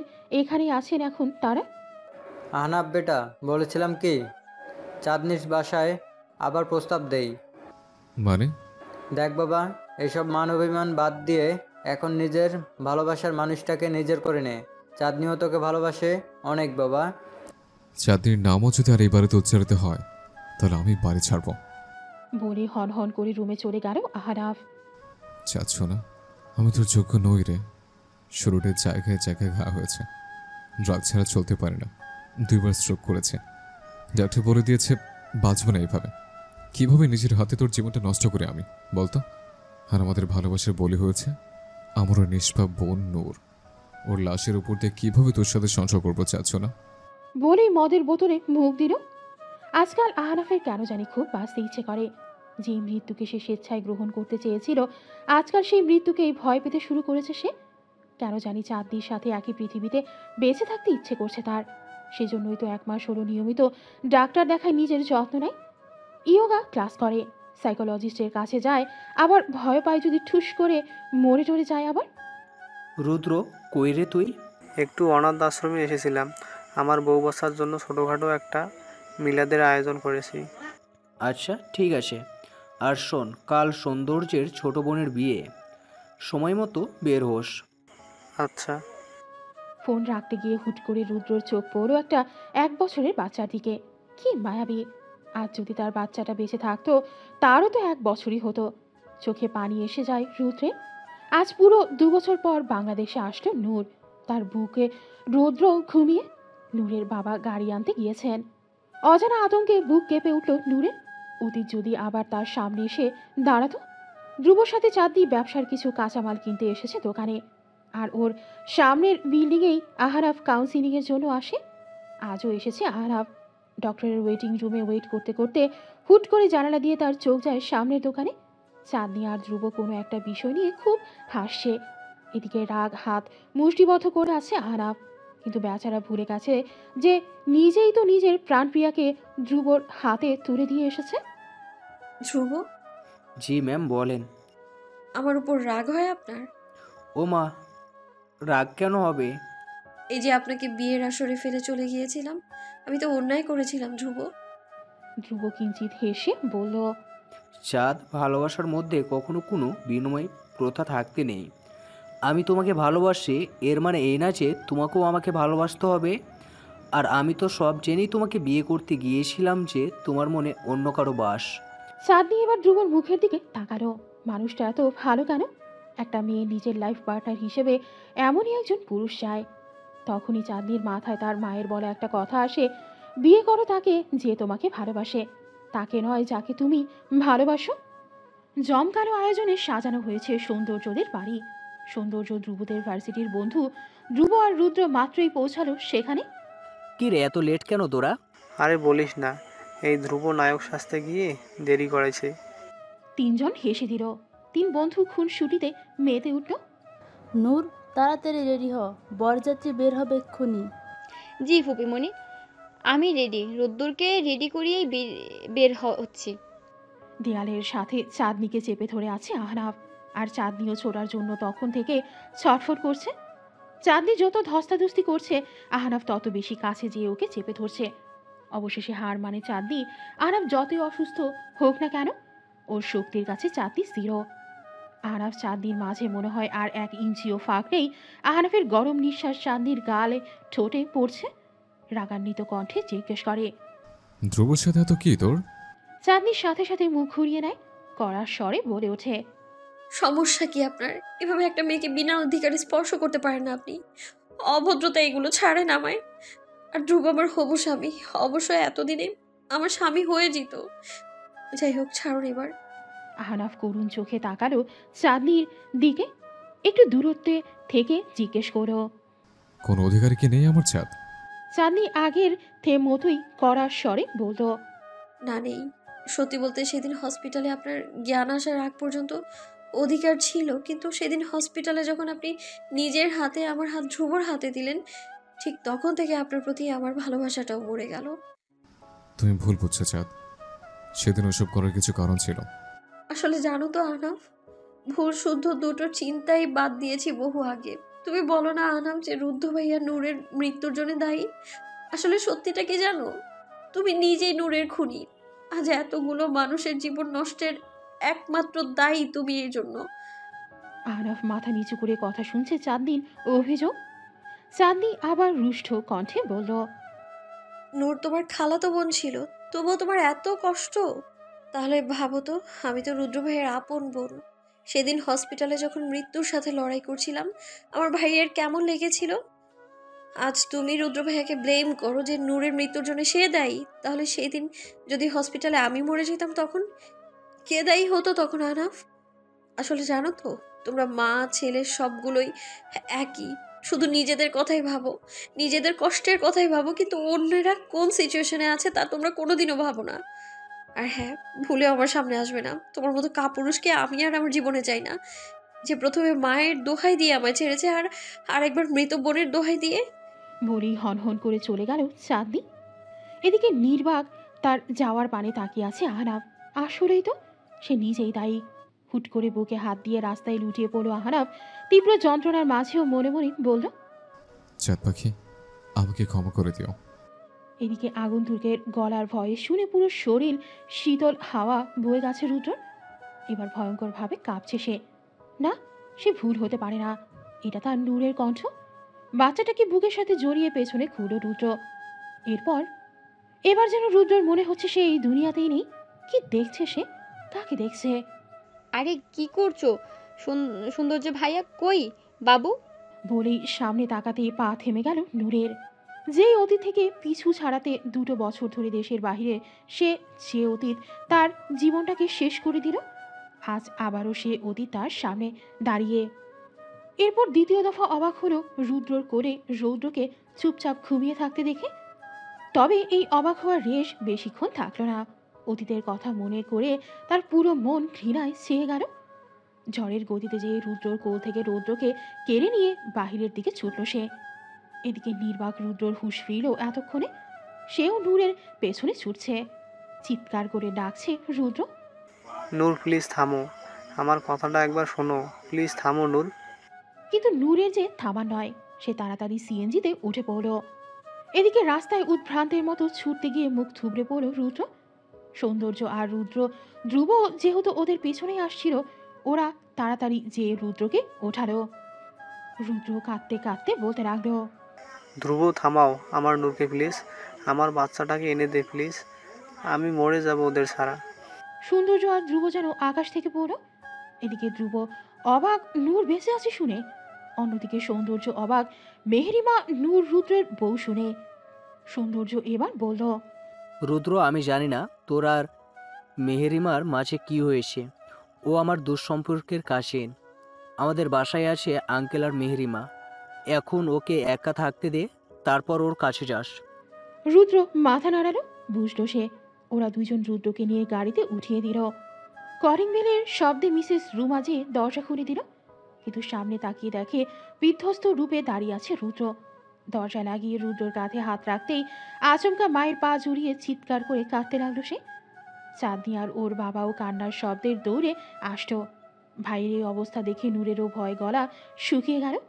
যতই রেগে থাকুক, কিন্তু ভাইকে সে প্রচণ্ড ভালোবাসে। রুদ্র বিলাপ করে বলতে লাগলো, মা, আমার নূর বেঁচে আছে, আমার বাচ্চাটাও বেঁচে আছে মা। বাচ্চাটাকে আমি আমার বুকে রেখেছিলাম মা, কিন্তু আমি তো জানতাম না ওটা আমার বাচ্চা ছিল, না হলে ওকে নিয়ে যেতে দিতাম না মা। আমার বউ বাচ্চাকে আমার কাছে এনে দাও না মা, বিশ্বাস করো আর কোনো কিছুই চাইবো না। এবার যেন বাসায় আরেকবার বিনা মেঘে বাজ পড়ল সবার মাথায়। বাবা, আজকে রাতের ফ্লাইট কনফার্ম হয়েছে? নূরের কথা বলার মাঝে কলিং বেল বেজে উঠল। সবার মনোযোগ গিয়ে ঠেকলো দরজায়। কে এলো এত সকাল সকাল? সৌন্দর্য গিয়ে দরজা খুলতেই সবাই দেখলো 4 জন অপরিচিত মানুষ দাঁড়িয়ে। আর এদিকে নূরের পায়ের নিচ থেকে যেন মাটি সরে গেল। ও যে ভয় পেয়েছিল, তবে তাই কি সত্যি হতে যাচ্ছে? নূর শক্ত মুখ করে সোফায় বসে আছে, আর ওর ঠিক সামনের সোফায় রুদ্রর পরিবার। রুদ্রর বাবা মা বোন তখন থেকে এই ওই করে বোঝাতে চাচ্ছে। এদিকে সৌন্দর্যের পরিবারও বোঝাচ্ছে যেন রুদ্রকে আরেকবার সুযোগ দেয়। কিন্তু নূর তো নিজের সিদ্ধান্তে অটল। সে আর রুদ্রকে চায় না। রুদ্র নামক জানোয়ার পশু অমানুষটাকে দেখলেই নাকি তার ঘেন্না লাগে। এর মধ্যে রুদ্র মাথা নিচু করে বসে আছে। যখন দেখলো নূর কোনোভাবেই রাজি হচ্ছে না, রুদ্র এবার হুট করে যেন নূরের পা দুটো চেপে ধরে কেঁদে দিল। তারপর বলল, আর একটা বার সুযোগ দিই না জান, বিশ্বাস কর, বেস্ট হাজবেন্ড বেস্ট বাবা হব জান, আমি মরে যাব তোদেরকে ছাড়া, মাফ করে দিই না জান। রুদ্রের চোখে পানি দেখে নূরের চোখেও ভরে উঠল। কিন্তু না, এই পশুর সামনে নিজের দুর্বলতা প্রকাশ করা যাবে না। পা হ্যাচকা দিয়ে ছাড়িয়ে নিল নূর। তারপর গম গম করে রুমে চলে গেল। দিকে আচমকা হ্যাচকা খেয়ে টেবিলের কোনায় ধাক্কা খেল রুদ্র। সাথে সাথে কপাল দিয়ে রক্ত ঝরতে শুরু করলো তার। রুদ্রের মা ছেলের এই অবস্থা দেখে দৌড়ে গেল। কেঁদে দিল সেও। ছেলে যতই অপরাধ করুক, তার তো নারী ছেঁড়া বাচ্চা রুদ্র। কি করে মা হয়ে ছেলেরা তো কষ্ট অপমান সহ্য করবে? নূর, কাজটা কি ঠিক হলো? ঠিক ভুল জানি না বাবা, আমি জাস্ট ওই পশুটাকে নিজের জীবনে আর চাই না। আর তোর বাচ্চা, ওর কি বাবার ভালোবাসা পাওয়ার অধিকার নেই? তুই কি চাস তোর মতো তোর বাচ্চারাও ভালোবাসা ছাড়া বড় হোক? নূর নিশ্চুপ। আসাদ সাহেব আবারও বললেন, মা শোনো, একটা বাচ্চার সুস্থ স্বাভাবিক জীবনের জন্য বাবা মা উভয়কেই প্রয়োজন। তুমি হয়তো ভাববে সে দ্বিতীয় বিয়ে করবে, তখন রুদ্র বাবা পাবে। কিন্তু মা, বাস্তবতা তুমি কখনোই অস্বীকার করতে পারবে না যে সৎ বাবা কোনোদিন আপন বাবার মতো ভালোবাসতে পারে না বা পারবেও না। আমি শুধু এতটুকুই বলতে চাই যে নিজের জীবনের মতো নিজের বাচ্চার জীবনটা বানায়ও না। ওর ভবিষ্যৎ জীবনটা তোমার হাতে। তাই বলে পশুটাকে মাফ করে দিব? নূরের বাবা তীক্ষ্ণ দৃষ্টিতে মেয়ের দিকে তাকিয়ে বললেন। সংসার জীবনে যেও ভয়ঙ্কর শাস্তি দেওয়া যায় মা। বলেই রুম থেকে চলে গেলেন। এদিকে বাবার কথা শুনে চমকে উঠল নূর। রাত 11টা। সৌন্দর্যদের পুরো বাড়ি জুড়ে হইচই। নূর বিছানায় চুপটি করে বসে আছে। আশেপাশে অনেক মানুষের চেঁচামেচি, কিন্তু সেসব যেন সে শুনতে পাচ্ছে না। হুট করে কিছু বাক্য তার কানে প্রবেশ করলো। তার পুরো কায়া যেন কেঁপে উঠল। তাকে আবার জিজ্ঞেস করলো, বলো মা কবুল। নূর গভীর শ্বাস নিয়ে হতাশার নিঃশ্বাস ছেড়ে বলল, আলহামদুলিল্লাহ, কবুল। এদিকে রুদ্র ছাড়লো স্বস্তির নিঃশ্বাস। অবশেষে তার নূর পাখি আবার তার কাছে ফিরে এলো। অন্যদিকে আহনাফ এখনো হতভম্ব হয়ে দাঁড়িয়ে আছে ঘরের কোণে। পারভিন আর নুরানি বেগমও নিশ্চুপ। মৃত মেয়েকে হঠাৎ চোখের সামনে দেখে সে কি প্রতিক্রিয়া দেবে সে নিজেও জানে না। আজকে দুপুরে যখন আসাদ সাহেব নুরানি বেগমকে নূরের কথা জানালো, সে সাথে সাথে নামাজে দাঁড়িয়ে শুকরিয়া আদায় করেছে। নিজের পাপ কাজের জন্য ক্ষমাও চেয়েছে। সেই সাথে তার নিজের প্রতি প্রচণ্ড ঘৃণাও জমেছে। তাই তো এখানে এসে নূরের সাথে কথা বলারও সাহস পাচ্ছে না তিনি। মন চাচ্ছে তার মেয়েকে জড়িয়ে ধরে কান্না করতে, কিন্তু নিজের কৃতকর্মের জন্য আর ব্যর্থতার জন্য পারছেন না নূরের সামনে যেতে। এদিকে আহনাফকে ফোন দিয়েছিল রুদ্র। এখানে এসে বোনকে জড়িয়ে ধরতে গেলে নূর ধাক্কা দিয়ে সরিয়ে দেয়। চোখে একরাশ ঘেন্না নিয়ে বলে, দূরে থাকো তুমি, আমার ভাই মরে গেছে। তুমি ওই রুদ্রের মতো একটা মানুষ, অমানুষ। ওই রুদ্র যেমন আমার আত্মাকে মেরেছে, ঠিক সেভাবে তুমিও চাঁদনি আপির আত্মাকে মেরে ফেলেছিলে। আর দয়া করে তোমার ওই পাপ কাজের সাফাই গাইতে আসবে না, ঘেন্না করি তোমাদের। তারপর থেকে আহনাফও নিশ্চুপ। বোনের চোখেও ঘেন্না, ভালোবাসার মানুষটার চোখেও ঘেন্না। গাড়িতে নূর আর রুদ্র পাশাপাশি, আর রুদ্রের বুকে ঘুমাচ্ছে যেন এক পারফেক্ট পরিবার। বিছানায় চোখ বন্ধ করে হেলান দিয়ে শুয়ে আছে নূর। রুদ্র ওর দাদির কাছে ঘরে এসে সাথে সাথে বিয়ের ভারী সাজ খুলে ফেলেছে সে। মাথা তার যন্ত্রণায় ফেটে যাচ্ছে, কিন্তু ঔষধ নিতেও মন চাচ্ছে না। ভারী বকশিস দিয়ে অবশেষে রুমে ঢুকলো রুদ্র। রুম পুরো অন্ধকার। জানালা দিয়ে বাহিরের ল্যাম্পপোস্টের আলো আসছে, যা তীর্যকভাবে পড়ছে বিছানার উপর। দেখে বিছানায় গুটিসুটি মেরে আতশোয়া হয়ে আছে নূর। রুদ্র ধীর পায়ে যে লাইট অন করলো। এদিকে নূর এখনো নির্বিকার। রুদ্র দেখলো নূর সুতি রংচটা থ্রিপিস পরে আছে, চুলের পানি দিয়ে বালিশ ভিজে গেছে। রুদ্র বারান্দা থেকে তোয়ালে নিয়ে নূরের কাছে এগিয়ে গেল। যেই না নূরের চুলে হাত দিতে যাবে, নূর ঝট করে চোখ মেলল। এরপর রুদ্র নিজেও হতবাক, কি থেকে কি হলো। তার মুখের কথা যেন ফুরিয়ে গেছে। সে অবাক চোখে তাকিয়ে আছে নূরের পানি। এদিকে নূর চিল্লিয়ে বলে উঠল, জানোয়ারের বাচ্চা, আর একবার যদি দেখেছি আমার আশেপাশে আসছিস, এবার তো শুধু থাপ্পড় মেরেছি, নেক্সটে লোক ডাকবো। এরপর বালিশ নিয়ে রুদ্রর মুখে ফিকে দিয়ে বলে, কোথায় সব এসো, কিন্তু আমার পাশে আসার সাহস দেখাবি না। নূর, আমার কথাটা শোনো। তুই যাবি নাকি আমি এই রুম থেকে বের হব? বাহিরে মেহমান, তাই রুদ্র নিজেও চায় না এটা নিয়ে সিন ক্রিয়েট হোক। তাই বালিশ নিয়ে বারান্দায় রাখা ক্যাম্প খাটে শুয়ে পড়ল। ভাগ্যের কি নির্মম পরিহাস, আজ দুটো মানুষ এক হয়েও তাদের মাঝে এত দূরত্ব। এদিকে নূরের চোখেও পানি। যতই রাগ করুক বা ঘৃণা করুক, ঘৃণার মাঝে যে মানুষটাকে আজও সে প্রচণ্ড ভালোবাসে তা তো সে অস্বীকার করতে পারবে না। এদিকে রুদ্রের চোখেও পানি। সে আজ তার নূর পাখিকে যে চিনতে পারছে না। অবশ্য দোষটা তো তারই, সে নিজেই তার নূর পাখিকে এতটা কঠোর বানিয়ে ফেলেছে। রুদ্র মনে মনে বলল, তোমার ঘৃণা মেনে নিতেও রাজি আমি, তবু আমার হয়েই থেকো নূর। চাঁদনি ছাদে একা দাঁড়িয়ে আছে। জীবন নিয়ে বড্ড বেশি দ্বিধায় সে কি করবে। যে মানুষটা নিজের মায়ের কথায় তাকে ছেড়েছিল, তাদের 8 বছরের ভালোবাসাকে নিমিষে পায়ের নিচে পিষে ফেলেছিল, তাকে বেছে নেবে? নাকি যে এই মানুষটাকে সে বন্ধুত্বের হাত বাড়িয়ে তাকে নতুন জীবন দিয়েছে, নতুন করে বাঁচতে শিখিয়েছে? ভাবতে পারছে না চাঁদনি কি সিদ্ধান্ত নিবে সে। হুট করে পেছন থেকে তার অতি পরিচিত ডাক শুনতে পেল। বুঝলো সে এসে দাঁড়িয়েছে পেছনে। আজও মানুষটাকে সে অনুভব করে। আহনাফ আবারও ডেকে উঠল। চাঁদ, এতক্ষণের কল্পনার জগৎ সরে চাঁদনির চোখের সামনে ভেসে উঠল বিয়ের দিনের দৃশ্য, যেখানে আহনাফের পাশে তার স্ত্রী রূপে দ্বিতীয় এক নারী ছিল। রাগে গা জ্বলে উঠল চাঁদনির। রেগে চেঁচিয়ে বলল, কতবার বলেছি তোমাকে যে আমি তোমার মুখ দেখতে চাই না, জাস্ট অসহ্য লাগে আহনাফ। একটাবার আমার কথাটা তো শোনো জান। এ একদম না, তোর এইসব জান টান বলতে আসলে না থাপ্পড় মেরে ঘাড় ধাক্কা দিয়ে বের করে দেবো তোকে, ফালতু ছেলে কোথাকার। নূরের ভাই হয়ে এসেছিস, ভাই হয়েই থাক, আমার সাথে একদম আলগা বেরিতে দেখাতে আসবি না। তুই তো করে করছো কেন চাঁদ? ও আচ্ছা, তাহলে তুই আমার কাছে আর কোন ব্যবহার আশা করছিস? সেদিন তোকে আমি বলিনি যে আমার সামনে না আসতে? আমি লাইফে মুভ অন করেছি। এবার আহনাফ করুণ চোখে তাকিয়ে চাঁদনির সামনে হাঁটু গেড়ে বসে বলল, আমাকে কি একটিবার ক্ষমা করা যায় না চাঁদ? লাস্ট একটাবার? না, করা যায় না, কারণ তোর জীবনের প্রায়োরিটি, ফার্স্ট প্রায়োরিটি কোনোদিনই আমি ছিলাম না। যেমন সেদিন তোর মায়ের জন্য আমাকে ছেড়েছিলি, ভবিষ্যতে যে আবার ছাড়বি না তার কি নিশ্চয়তা? তোর মতো কাপুরুষ কারো বিশ্বাসের যোগ্য না। আর তোর মতো ডিভোর্সি ছেলের দ্বিতীয় বউ হওয়ার ইচ্ছে আমার নেই। এখন প্লিজ যা এখান থেকে। না থাক, আমিই যাচ্ছি। বলেই হন হন করে চলে গেল চাঁদনি। এদিকে অপমানে তাচ্ছিল্যে আহনাফের অবস্থাও করুন। এই চাঁদকে তো সে চেনে না, এ তো তার চাঁদ না। চাঁদ প্লিজ ফিরে এসো, তোমাকে ছাড়া আমি বাঁচবো না চাঁদ।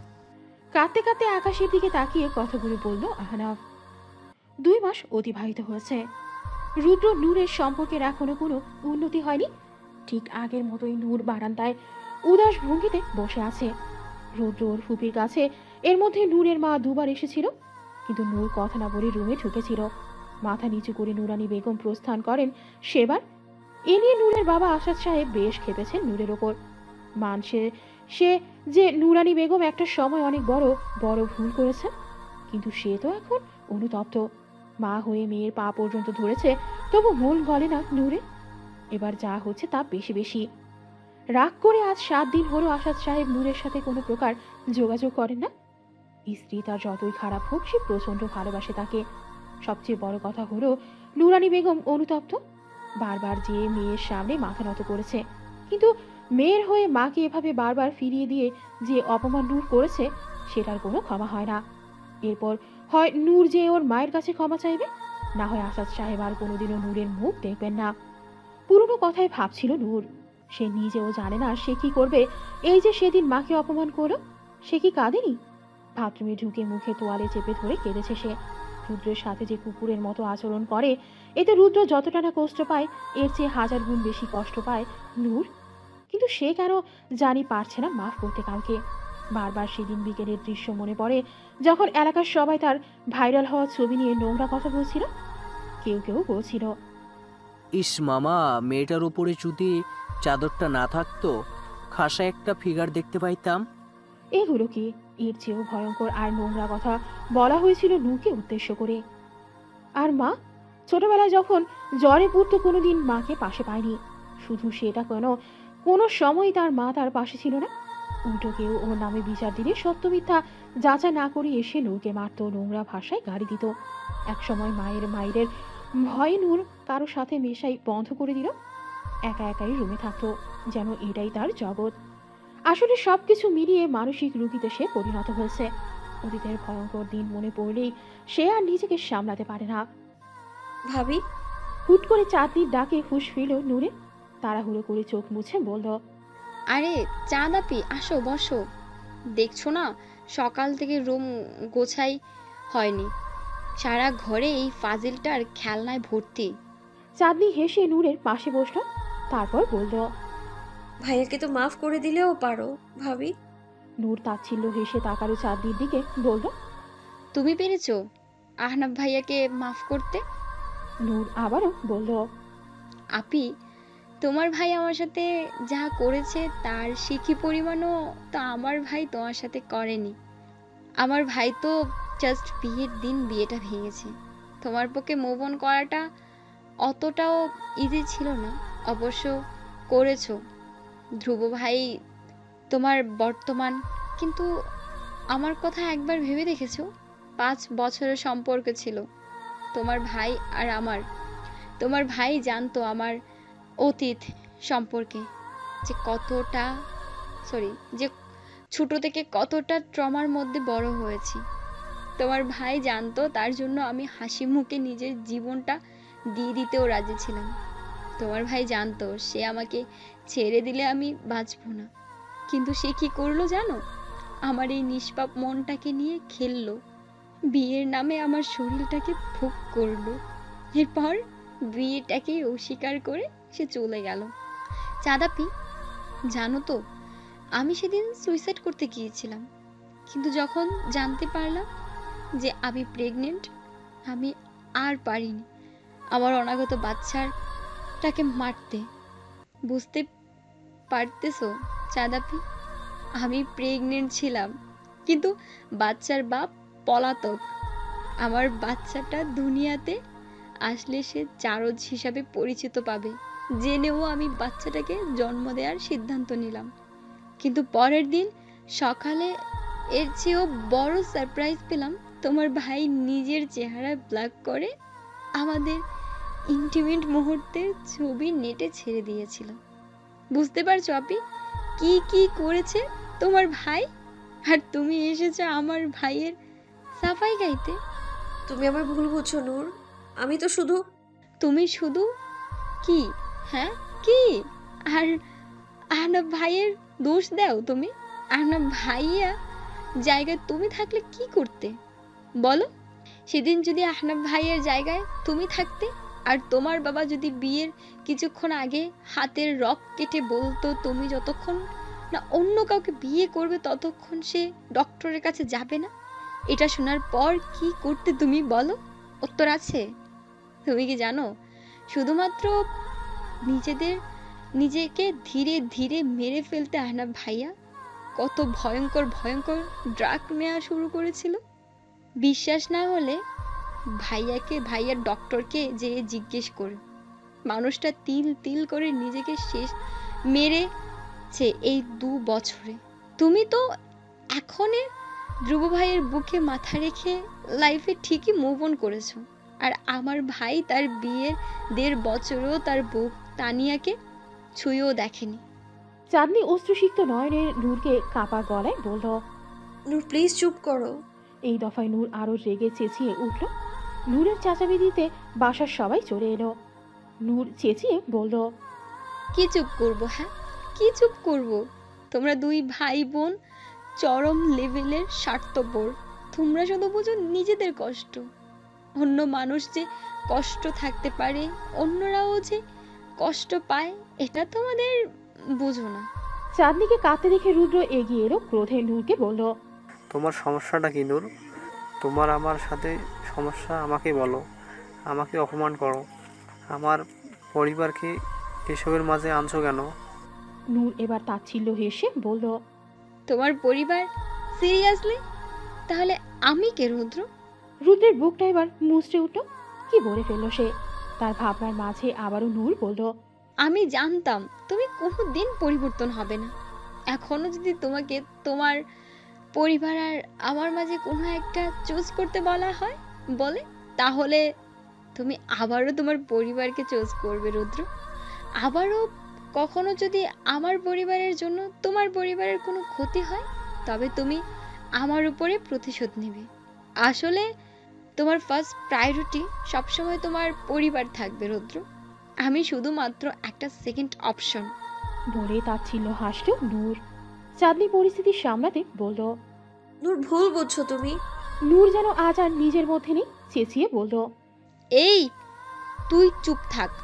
আমার আর আমার ভাইয়ের জীবনের সবচেয়ে বড় অভিশাপ তোরা 2 ভাই বোন। রুদ্র কি বলবে নিজেও বুঝে উঠতে পারছে না। রুদ্রর মা এবার এগিয়ে এসে বলল, শুনলে কি হবে? কি হবে রে? তোদের এই বালের মান সম্মান যাবে? তোর ছেলে যখন আমার সাথে শুয়ে আমাকে অস্বীকার করেছিল তখন আমার মান সম্মান যায়নি?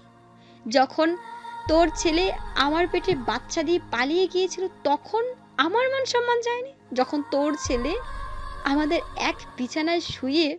আর বলতে পারলো না, নূর তার আগেই রুদ্র ওর গালে থাপ্পড় বসালো। নূর যেন আরও খেপে উঠল, চোখ দুটো ক্রমশ লাল হয়ে গেল তার। কিন্তু এবার আর নূর একটা শব্দ উচ্চারণ করলো না, তাচ্ছিল্য হেসে রুম থেকে বেরিয়ে গেল। রুদ্র মাথা চেপে ধরে বিছানায় বসে পড়লো। চাঁদনি আর ওর মা রুম থেকে বের হলো। রুদ্রকে নিয়ে অবশ্য অনেক আগেই ওর দাদু নিজের রুমে নিয়ে গিয়েছে। 5 সেকেন্ড পরই রুদ্র তার মায়ের চিৎকার শুনে দৌড়ে গেল। পুরো ফ্লোর রক্তে ভেজা। নূরের এক হাতে চাকু আর অন্য হাত থেকে টপ টপ করে রক্ত ঝরছে। এরই মাঝে নূর হাসছে, পাগলের মতো হাসছে। রুদ্রের পা যেন চলার শক্তি হারিয়েছে। কয়েক সেকেন্ড পর রুদ্রর হুঁশ ফিরেও ও ওর মা আর চাঁদনি ধরতে গেলে নূর পিছিয়ে গায়, কাপা কণ্ঠে বলে, এই তোমরা ছুবে না আমাকে। এবার ভেজা চোখে রুদ্রের দিকে তাকিয়ে বলল, কেন আমাকে ভালোবাসলে না রুদ্র? তোমার জন্য তো আমি আমার পরিবার, সমাজ সব ছাড়তে রাজি ছিলাম, কিন্তু তুমি তোমার পরিবারের জন্য আমাকে ছেড়ে দিলে। আর আজকেও তুমি তোমার মা বোনের জন্য আমার গায়ে হাত তুললে। বলে আবারও তাচ্ছিল্য হাসলো নূর। এরপর মাটিতে লুটিয়ে পড়ল। বোকা রুদ্র বুঝলো না সে সময় নূরকে না বকে, নূরের গায়ে হাত না তুলে যদি নূরকে বুকে টেনে শান্ত করত, নূর নিজেই নিজের ভুল বুঝতে পেরে চাঁদনি আর ওর মায়ের কাছে ক্ষমা চাইত। রুদ্র বুঝলো না যে তার স্ত্রী মানসিকভাবে অসুস্থ। বুঝলো না সে আইসিইউর বাহিরে বসে আছে রুদ্র। তার মুখে কোনো রা নেই, শার্টের রক্ত শুকিয়ে গেছে। 1 ঘন্টা হতে চলল, কিন্তু ভেতরে কি হচ্ছে কেউ জানে না। দম বন্ধ লাগছে তার। নিজেকে জানোয়ারের চেয়ে নিকৃষ্ট মনে হচ্ছে। নিজের হাতে একটা হাসি খুশি নিষ্পাপ মেয়ের জীবনটা নষ্ট করেছে, তিল তিল করে তাকে মৃত্যুর মুখে ঠেলে দিয়েছে। সে জানতো নূরের অতীত জীবনের প্রতিটি ট্রমার কথা। সে তো জানতো মেয়েটাকে বেঁচে থাকার কারণ ছিল সে। কি করতে পারলো প্রতিশোধের আগুনে জ্বলে একটা নিষ্পাপ পবিত্র মেয়ের জীবনকে অন্ধকারে ভরিয়ে দিতে? চাঁদনিও মাথা নিচু করে বসে আছে। আজকে নূরের এই পরিণতির জন্য সে নিজেকেই দায়ী করছে, পরোক্ষভাবে হলেও সে নিজেও দায়ী। শফিক সাহেব নিজেও লজ্জিত যে তার ছেলের জন্য একটা নিষ্পাপ মেয়ে আজ মৃত্যুর সাথে লড়ছে। ওদের ভাবনার মাঝে কেউ রুদ্রকে ডাক দিল। রুদ্র মাথা তুলে দেখে আহনাফ দাঁড়িয়ে, চোখে মুখে ওর জিজ্ঞাসা। আহনাফের মূলত আজ চেক আপের ডেট ছিল, তাই এসেছিল। কিন্তু হঠাৎ করে আইসিইউ এর সামনে চোখ যায় তার, দেখে চাঁদনি রুদ্ররা বসে আছে। রুদ্র সারে রক্ত, অজানা আশঙ্কায় বুক কেঁপে ওঠে তার। আহনাফ আবার রুদ্রকে জিজ্ঞাসা করে, কিরে, কি করছিস এখানে তোরা? রুদ্র যেন বাঘারা, কি বলবে সে? মাত্র 2 মাসেই নূরকে মৃত্যুর দুয়ারে টেনে এনেছে সে ব্যর্থ স্বামী, ব্যর্থ সে। চাঁদনি পরিস্থিতি বুঝতে পেরে এগিয়ে গেল আহনাফের দিকে, শান্ত স্বরে বলল, আহনাফ একটু শান্ত হও, আমার সাথে বাইরে এসো বলছি আমি। এবার যেন আহনাফের সন্দেহ আরও গাঢ় হলো। যেই চাঁদনি তার সাথে তুই ছাড়া কথা বলে না, উঠতে বসতে অপমান করে, সে আজ এত ভালো ব্যবহার করছে কেন? তার মানে কিছু তো হয়েছে। এরপর চারপাশে তাকালো, দেখলো চাঁদনি, রুদ্র আর শফিক আঙ্কেল আছে, আর নূর, রৌদ্র আর শামীম আন্টি অনুপস্থিত। না, শামীম আন্টির কিছু হলে তো চাঁদনি এতক্ষণে সেন্সলেস হয়ে পড়ে থাকতো, আর রৌদ্র কিছু হলে তো নূর এখানে থাকতো। তার মানে নূর? চোখ বড় বড় হয়ে এলো আহনাফের। তারপর আইসিইউর দিকে ইশারা করে বলল, নূর। চাঁদনি আস্তে করে মাথা নাড়ালো। আহনাফ মুহূর্তের মধ্যেই রুদ্রর গলা চেপে ধরল। কি বা বলতে যাবে, এর মধ্যে একজন নার্স বের হলেন। রুদ্র আহনাফকে উপেক্ষা করে দৌড়ে গেল তার কাছে। নার্স বলল, রোগীর অবস্থা ক্রিটিক্যাল, সে রেসপন্স করছে না, ইমিডিয়েটলি এ নেগেটিভ রক্ত লাগবে, আর আমাদের ব্লাড ব্যাংকে এই রক্ত শেষ। আহনাফ হন্তদন্ত হয়ে এসে বলল, আমার রক্তের গ্রুপ এ নেগেটিভ। চাঁদনি পাশ থেকে বলল, তুমি ব্লাড দিতে পারবে না আহনাফ, তোমার ব্লাডের ড্রাগ আছে, তুমি নিজেও অসুস্থ। রুদ্র আহনাফ দুজনের মাথায় যেন আকাশ ভেঙে পড়ল। দুজনেরই যে কলিজার টুকরা নূর। আহনাফ ধ্রুব বসে আছে ক্যান্টিনে। যখন পাগলের মতো ছোটাছুটি করেও কোথাও ব্লাড পাচ্ছিল না, সে সময় ডোনা নিয়ে ম্যাজিক ম্যানের মতো হাজির হয় ধ্রুব। এখন নূর বিপদের বাহিরে, তাকে কেবিনে শিফট করা হয়েছে। রুদ্র ওর পাশে বসে আছে। আহনাফ আজ কৃতজ্ঞ ধ্রুবর প্রতি। নূরের এখনো সেন্স ফেরেনি। কেবিনের বাহিরে এসেছে সবাই নূরকে দেখতে। আহনাফ রুদ্রকে প্রেসক্রিপশন বুঝিয়ে দিচ্ছিল, আচমকা থাপ্পড় এসে পড়ল রুদ্রের গাড়ি। আসাদ সাহেব এখনও রাগে কাঁপছেন। পাশে তার নুরানি বেগম আর পারভিনারা। আরেকটা থাপ্পড় মারতে যাবে সেই সময়ই তাকে যে আটকালো আহনাফ। তারপর অনুরোধের স্বরে বলল, খালুজান প্লিজ, এখানে না, এটা হসপিটাল, শান্ত হন। বুঝলেন আসাদ সাহেব, হাত নামিয়ে নিলেন, বললেন, আমার মেয়েটা মৃত্যুর সাথে লড়ছিল, কিন্তু তুমি বা তোমার পরিবার আমাদের কাউকেই জানাওনি। কি ভেবেছিলে একেবারে মৃত্যুর সংবাদ দিবে? রুদ্র নত মাথায় বলল। বাবা আপনি ভুল বুঝছেন।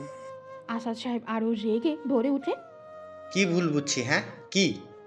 শোনো ছেলে, বিশ্বাস করে মেয়েকে তোমার কাছে দিয়েছিলাম, কিন্তু মাত্র 2 মাসেই আমার মেয়েকে মৃত্যুর দুয়ারে ঠেলে দিয়েছ।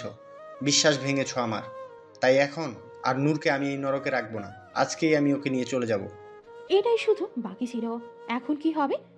আবার কি তবে বিচ্ছেদ ঘটবে? কি জানি। অপেক্ষা শুধু নূরের জ্ঞান ফেরার। আপনারা কি আদৌ শিক্ষিত? সত্যি করে বলুন তো। ডাক্তারের কথায় থমথম খেলো সবাই। মেয়েটা যে সিরিয়াস মেন্টাল ডিসঅর্ডারে ভুগছে, আপনাদের কি সে বিষয়ে ধারণা আছে? এ দফায় সবাই চমকালো। নূরের সাথে আর কত কি হওয়ার বাকি আছে, বুক ভারী হয়ে আসলো সবার। ডাক্তার আবারও বললেন, রোগীর অভিভাবক আমার কেবিনে আসেন 40 মিনিট পর। বলেই চলে গেলেন তিনি। নূরের জ্ঞান ফিরেছে 10 মিনিট। সবাই এক এক করে নূরের সাথে দেখা করতে যাচ্ছে, কিন্তু নূরের অশান্ত মন খুঁজছে একজনকেই। কেন? নূর তা জানে না। কাউকে যে এভাবে প্রচণ্ড ঘৃণার পাশাপাশি প্রচণ্ড ভালোবাসা যায়, হয়তোবা যায়। নূর ভালোবাসে, হ্যাঁ, এখনো ভালোবাসে ওই অমানুষ পশুটাকে। এদিকে নূরের বাবা কোনোভাবেই রুদ্র বা তার পরিবারকে ভেতরে যেতে দিচ্ছে না। শেষে না পেরে আসাদ সাহেবের পা জড়িয়ে ধরে ভিক্ষা চায় একটাবার নূরকে দেখার। আসাদ সাহেব রেগে বললেন, এই ছেলে, নাটক কম করো। আমার মেয়েটাকে মানসিক রোগী বানিয়ে ফেলেছো তুমি। আমার সুস্থ মেয়েটাকে তোমার বাসায় দিয়ে এসেছিলাম, কিন্তু তুমি, তোমার পরিবার আমার মেয়ের গায়ে হাত তুলেছ। মেয়েটা সহ্য না করতে পেরে আজ মৃত্যুকেই বেছে নিচ্ছিল। তারপর পা ছিটকে, এই তুমি সরো তো। আর এখানে না থেকে নিজের বাড়ি চলে যাও, নাকি আরও প্রতিশোধ নিতে বাকি? রুদ্রের মা পাশে দাঁড়িয়ে ছেলের এই অবস্থা দেখে তার যে বুকটা ফেটে যাচ্ছে, কিন্তু সে চুপ করে আছে। নূরের বাবার কষ্ট যে সে বোঝে, আর নূরকে তো সে নিজের মেয়ে মনে করে। ইস, বাচ্চা মেয়েটা এই অল্প বয়সে কত কি সহ্য করেছে। তার ভাবনার মাঝে ভেতর থেকে একজন নার্স আসে, বলে, এখানে রোগীর শাশুড়িকে, রোগী তার সাথে দেখা করতে যাচ্ছে। মিসেস শামীমা তাড়াতাড়ি করে কেবিনের ভেতরে যায়। বেডের দিকে তাকিয়ে বুকটা কেঁপে ওঠে তার। ইস, কি অবস্থা বাচ্চা মেয়েটার! এভাবে মরার মতো পড়ে আছে, শরীর ফ্যাকাশে হয়ে গেছে। ধীরে ধীরে বেডের দিকে এগিয়ে যায় সে। বেডের পাশের স্টুলে বসে। কারো উপস্থিতি টের পেয়ে চোখ খুলে নূর। তার কাঁপা কাঁপা হাত এগিয়ে শাশুড়ির হাত ধরে। মিসেস শামীমাও শক্ত করে ধরে নূরের হাত। আচমকা কেঁদে দেয় নূর। কাঁদতে কাঁদতে বলে, মা সরি, আমি সত্যি সরি। আমি জানি না তখন কি হয়ে গিয়েছিল আমার। আমি তোমার সাথে খুব খারাপ আচরণ করেছি মা, বিশ্বাস করো মা, আমি ইচ্ছা করে করিনি। নূরের বাচ্চাদের মতো কান্না দেখে হেসে দিল মিসেস শামীমা। মেয়েটাকে আগলে নিল সে। তার চুলে আদুরে বিলি দিতে দিতে মিষ্টি করে বলল, আরে পাগল মেয়ে, যাদের সরি বলতে হয় নাকি? মায়েরা সব বোঝে। আমিও বুঝেছি। আমার নূর বাচ্চা ইচ্ছে করে কিছু করেনি। আমার নূর বাচ্চা কি কখনো ইচ্ছে করে তার মাকে কষ্ট দিতে পারে? পারে না তো। শুনো মেয়ে, তোমার মা সব সময় তোমার পাশে আছে। কোনোদিনও নিজেকে একা ভাববে না। আর নেক্সটে ঝগড়া করবা, তখন আমাকে বিপক্ষে দল না ভেবে নিজের দলে ভাববা। একসাথে মা মেয়ে মিলে ঝগড়া করব। কান্না করতে করতেই হেসে দিল নূর। এই মানুষটা যে তার বড্ড পছন্দের। কেমন জানি একটা মা মা গন্ধ আসে।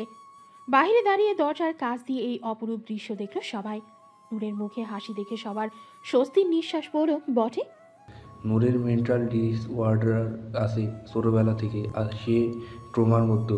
এরপর তার জীবনে ঘটে যাওয়া অনাকাঙ্ক্ষিত ঘটনা তাকে আরও অসুস্থ করছে। কিন্তু এটা আরও ভয়ঙ্কর পর্যায়ে যেত, কিন্তু দেরি নেই। অলরেডি সে সুইসাইড অ্যাটেম্প্ট করছে। এই প্রবণতা কিন্তু ধীরে ধীরে বৃদ্ধি পাবে। এমনও হতে পারে যে যে সে মানসিক ভারসাম্য হারিয়ে ফেলবে, তাই সময় থাকতে ওকে সাইকিয়াট্রিস্ট দেখান। এতক্ষণ ডাক্তারের কেবিনে ডাক্তারের কথা শুনছিল রুদ্র, আহনাফ আর আসাদ সাহেব। নূরের এই করুণ অবস্থার কথা শুনে সকলের বুক যেন ফেটে যাচ্ছে। ডাক্তার আরও কিছু আলোচনা করলেন সবার সাথে। এদিকে রুদ্রের মাথায় অন্য চিন্তা, সত্যিই কি তার নূর পাখিকে আজ ওর থেকে আলাদা করে ফেলা হবে? রুদ্র যে মরে যাবে এবার। কি হবে এই সৈন্য ছাড়া জীবনগুলোতে কে জানে। আজ প্রায় 2 মাস হতে চলল নূর কানাডায় ব্যাক করেছে। এবার ওর বাবার সাথে ওর মাও গিয়েছে। ডাক্তারের কড়া নির্দেশ ছিল নূরের আশেপাশে যেন রুদ্র না যায়। তবে রুদ্র চেয়েছিল লুকিয়ে কানাডা যেতে, যাতে দূর থেকে হলেও প্রতিদিন এক পলক স্ত্রী সন্তানকে দেখতে পারে। কিন্তু বিধিভাব, রুদ্রর ভিসা আসায় সমস্যা দেখা দিয়েছে। আগামী 1 বছরে এই সমস্যার সমাধান হবে কিনা সন্দেহ। নূর কানাডায় যাওয়ার পর থেকে নিয়মিত যোগাযোগ রেখেছে ওর শ্বশুর শাশুড়ির সাথে। চাঁদনির সাথে যোগাযোগ আছে ওর, তবে যোগাযোগ নিয়ে একমাত্র রুদ্রের সাথে। প্রতিদিন একটা ফিক্সড টাইম করে দেওয়া আছে। ও সময় রুদ্র নূরের বাবার ফোনে ভিডিও কল দিয়ে রুদ্রকে দেখে, আর সেই সময়টুকুতে নূর ওখানের আশেপাশেও থাকে না। ইদানিং রুদ্র যেন যন্ত্র মানবে পরিণত হয়েছে। প্রতিদিন রাত 2টায় বাসায় ফেরে, সারাদিন অফিসে কুত্তার মতো খাটে, আবার বাসায় ফিরে হাই ডোজের ঘুমের ওষুধ খেয়ে ঘুমায়। জীবনের প্রতি মায়া যেন এক প্রকার কেটে গেছে ওর। কেন জানি মনে হয় নূরকে আর ফিরে পাবে না ও। চাঁদনি, আশা করি তুমি বুঝতে পেরেছো আমি কেন রেগেছি। চাঁদনি মাথা নেড়ে না বলে। আজ ধ্রুব হুট করে চাঁদনিকে রেস্টুরেন্টে ডেকে পাঠায়, কি যেন দরকারি কথা আছে। ধ্রুব আবার বলে, চাঁদনি মা আমাদের বিয়ের ব্যাপারে কথা বলতে চাচ্ছিলেন। আমি এ বিষয়ে এখনও কিছু বলিনি, কারণ আমি তোমার মত জানতে চাই। যদিও আমার মনে হয় আমি জানি, তবুও তোমার মুখ থেকে শুনতে চাই। আহনাফকে এখনও ভালোবাসো? চাঁদনির চোখ দিয়ে পানি পড়ছে।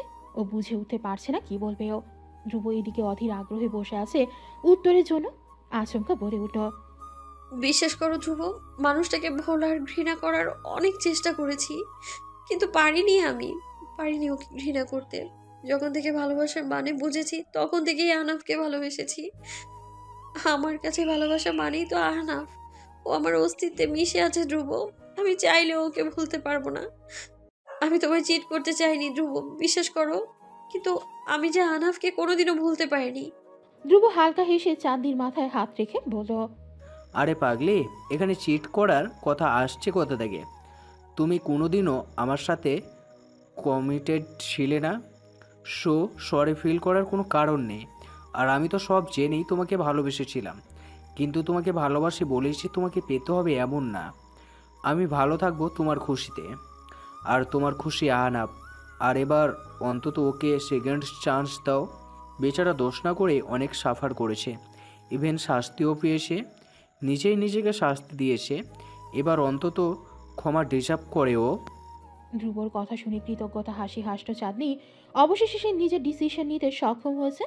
দেখা যাক সামনে কি লেখা আছে কপারে। এদিকে চাঁদনি যাওয়ার পানে তাকিয়ে থাকলো ধ্রুব। কিছু অপূর্ণতার মাঝেও পূর্ণতা থাকে। সে খুশি, অনেক বেশি খুশি ভালোবাসারা ভালো থাকুক। নূর কানাডায় যাওয়ার পরপরই বগুড়ায় ব্যাক করে আহনাফ। সপ্তাহে একবার ঢাকায় যেয়ে চেক আপ করায় আসে, এই আর কি। সে এখানে আবার তার বাবার বিজনেস জয়েন করেছে। এবার পুরো মন দিয়ে বিজনেস সামলাচ্ছে সে। সন্ধ্যা 6:30। অফিসে আহনাফ ওদের এমপ্লয়ের সাথে কথা বলছিল, হুট করে তার গালে একটা থাপ্পড় পড়ল। পুরো অফিসের এমপ্লয়ীদের চোখ কপালে ওঠার মতো অবস্থা। কি দেখলো এটা তারা? এদিকে আহনাফ নিজেও হতভম্ব। সেকেন্ডের মাঝে রেগে সামনে তাকাতেই দ্বিতীয়বারের মতো থমকালো সে। তবে এবার রাগে না, বিস্ময়ে।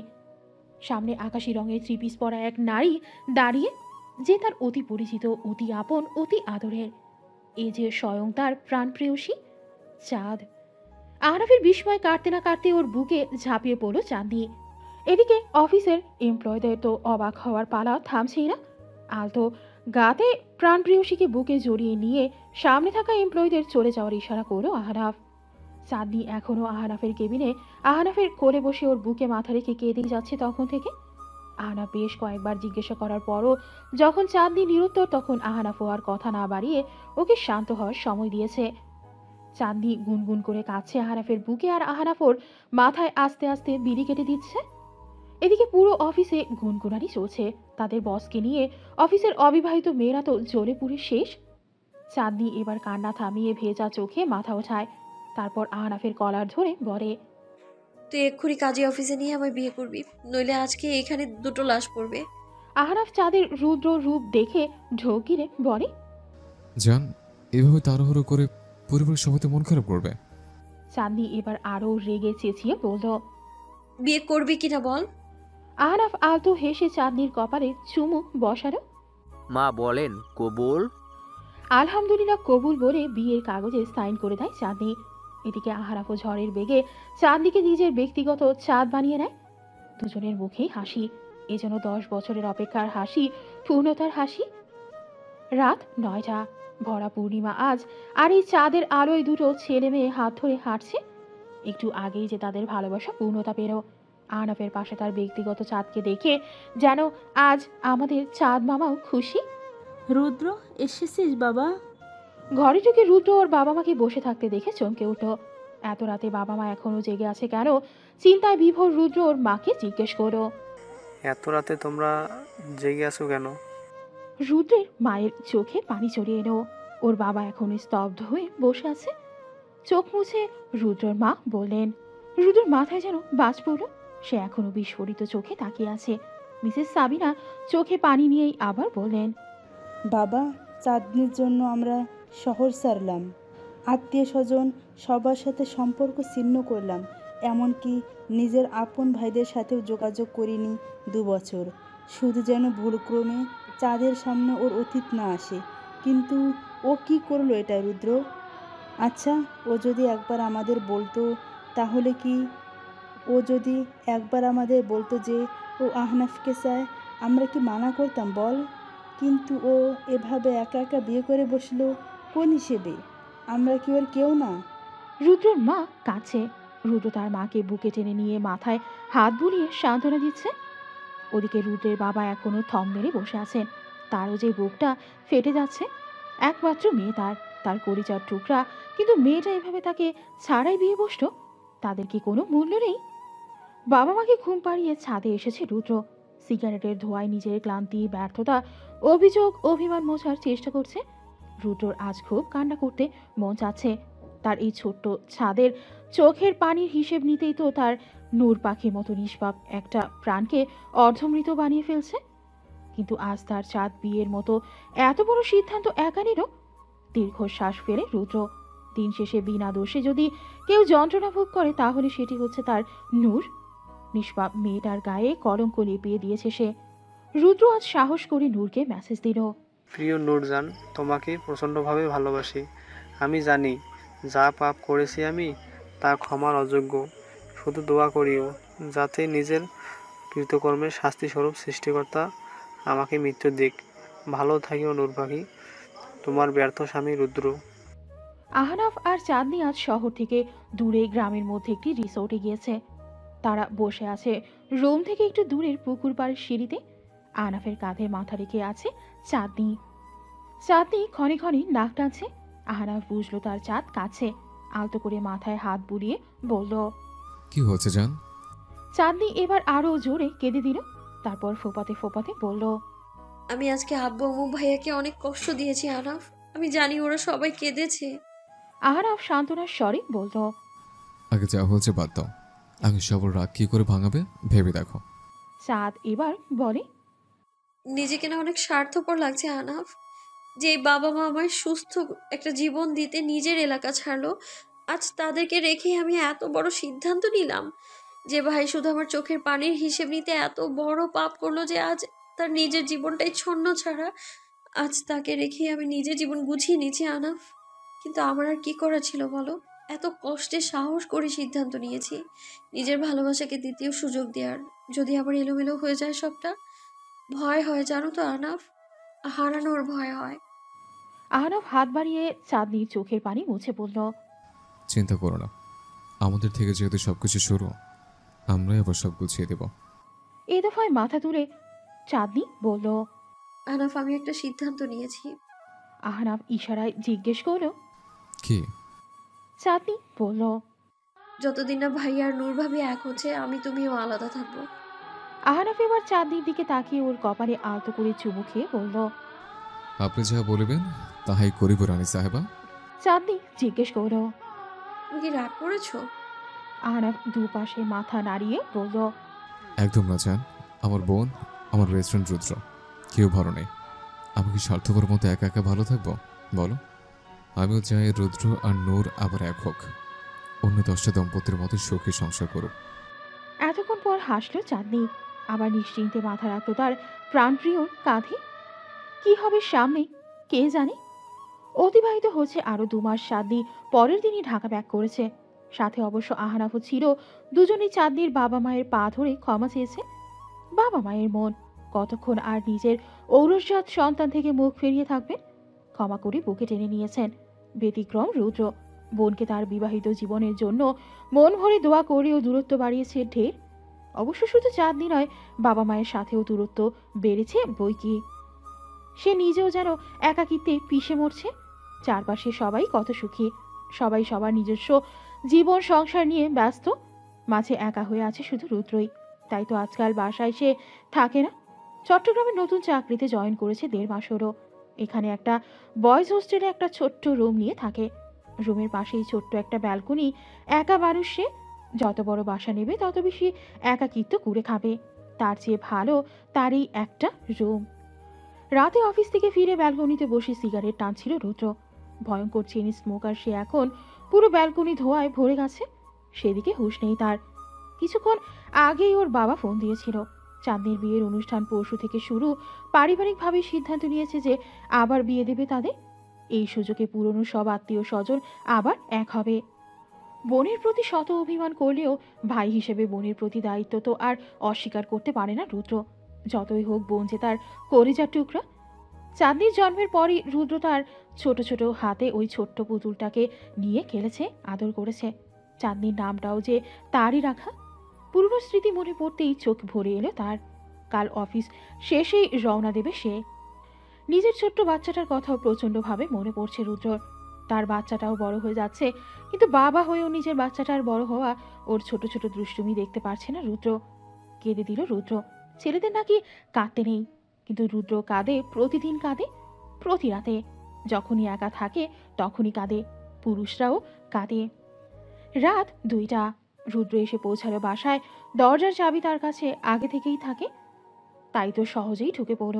লিভিং রুমে শুধু একটা ড্রিম লাইট জ্বলছে, চারিদিকে অন্ধকার আর পিন পিন নীরবতা।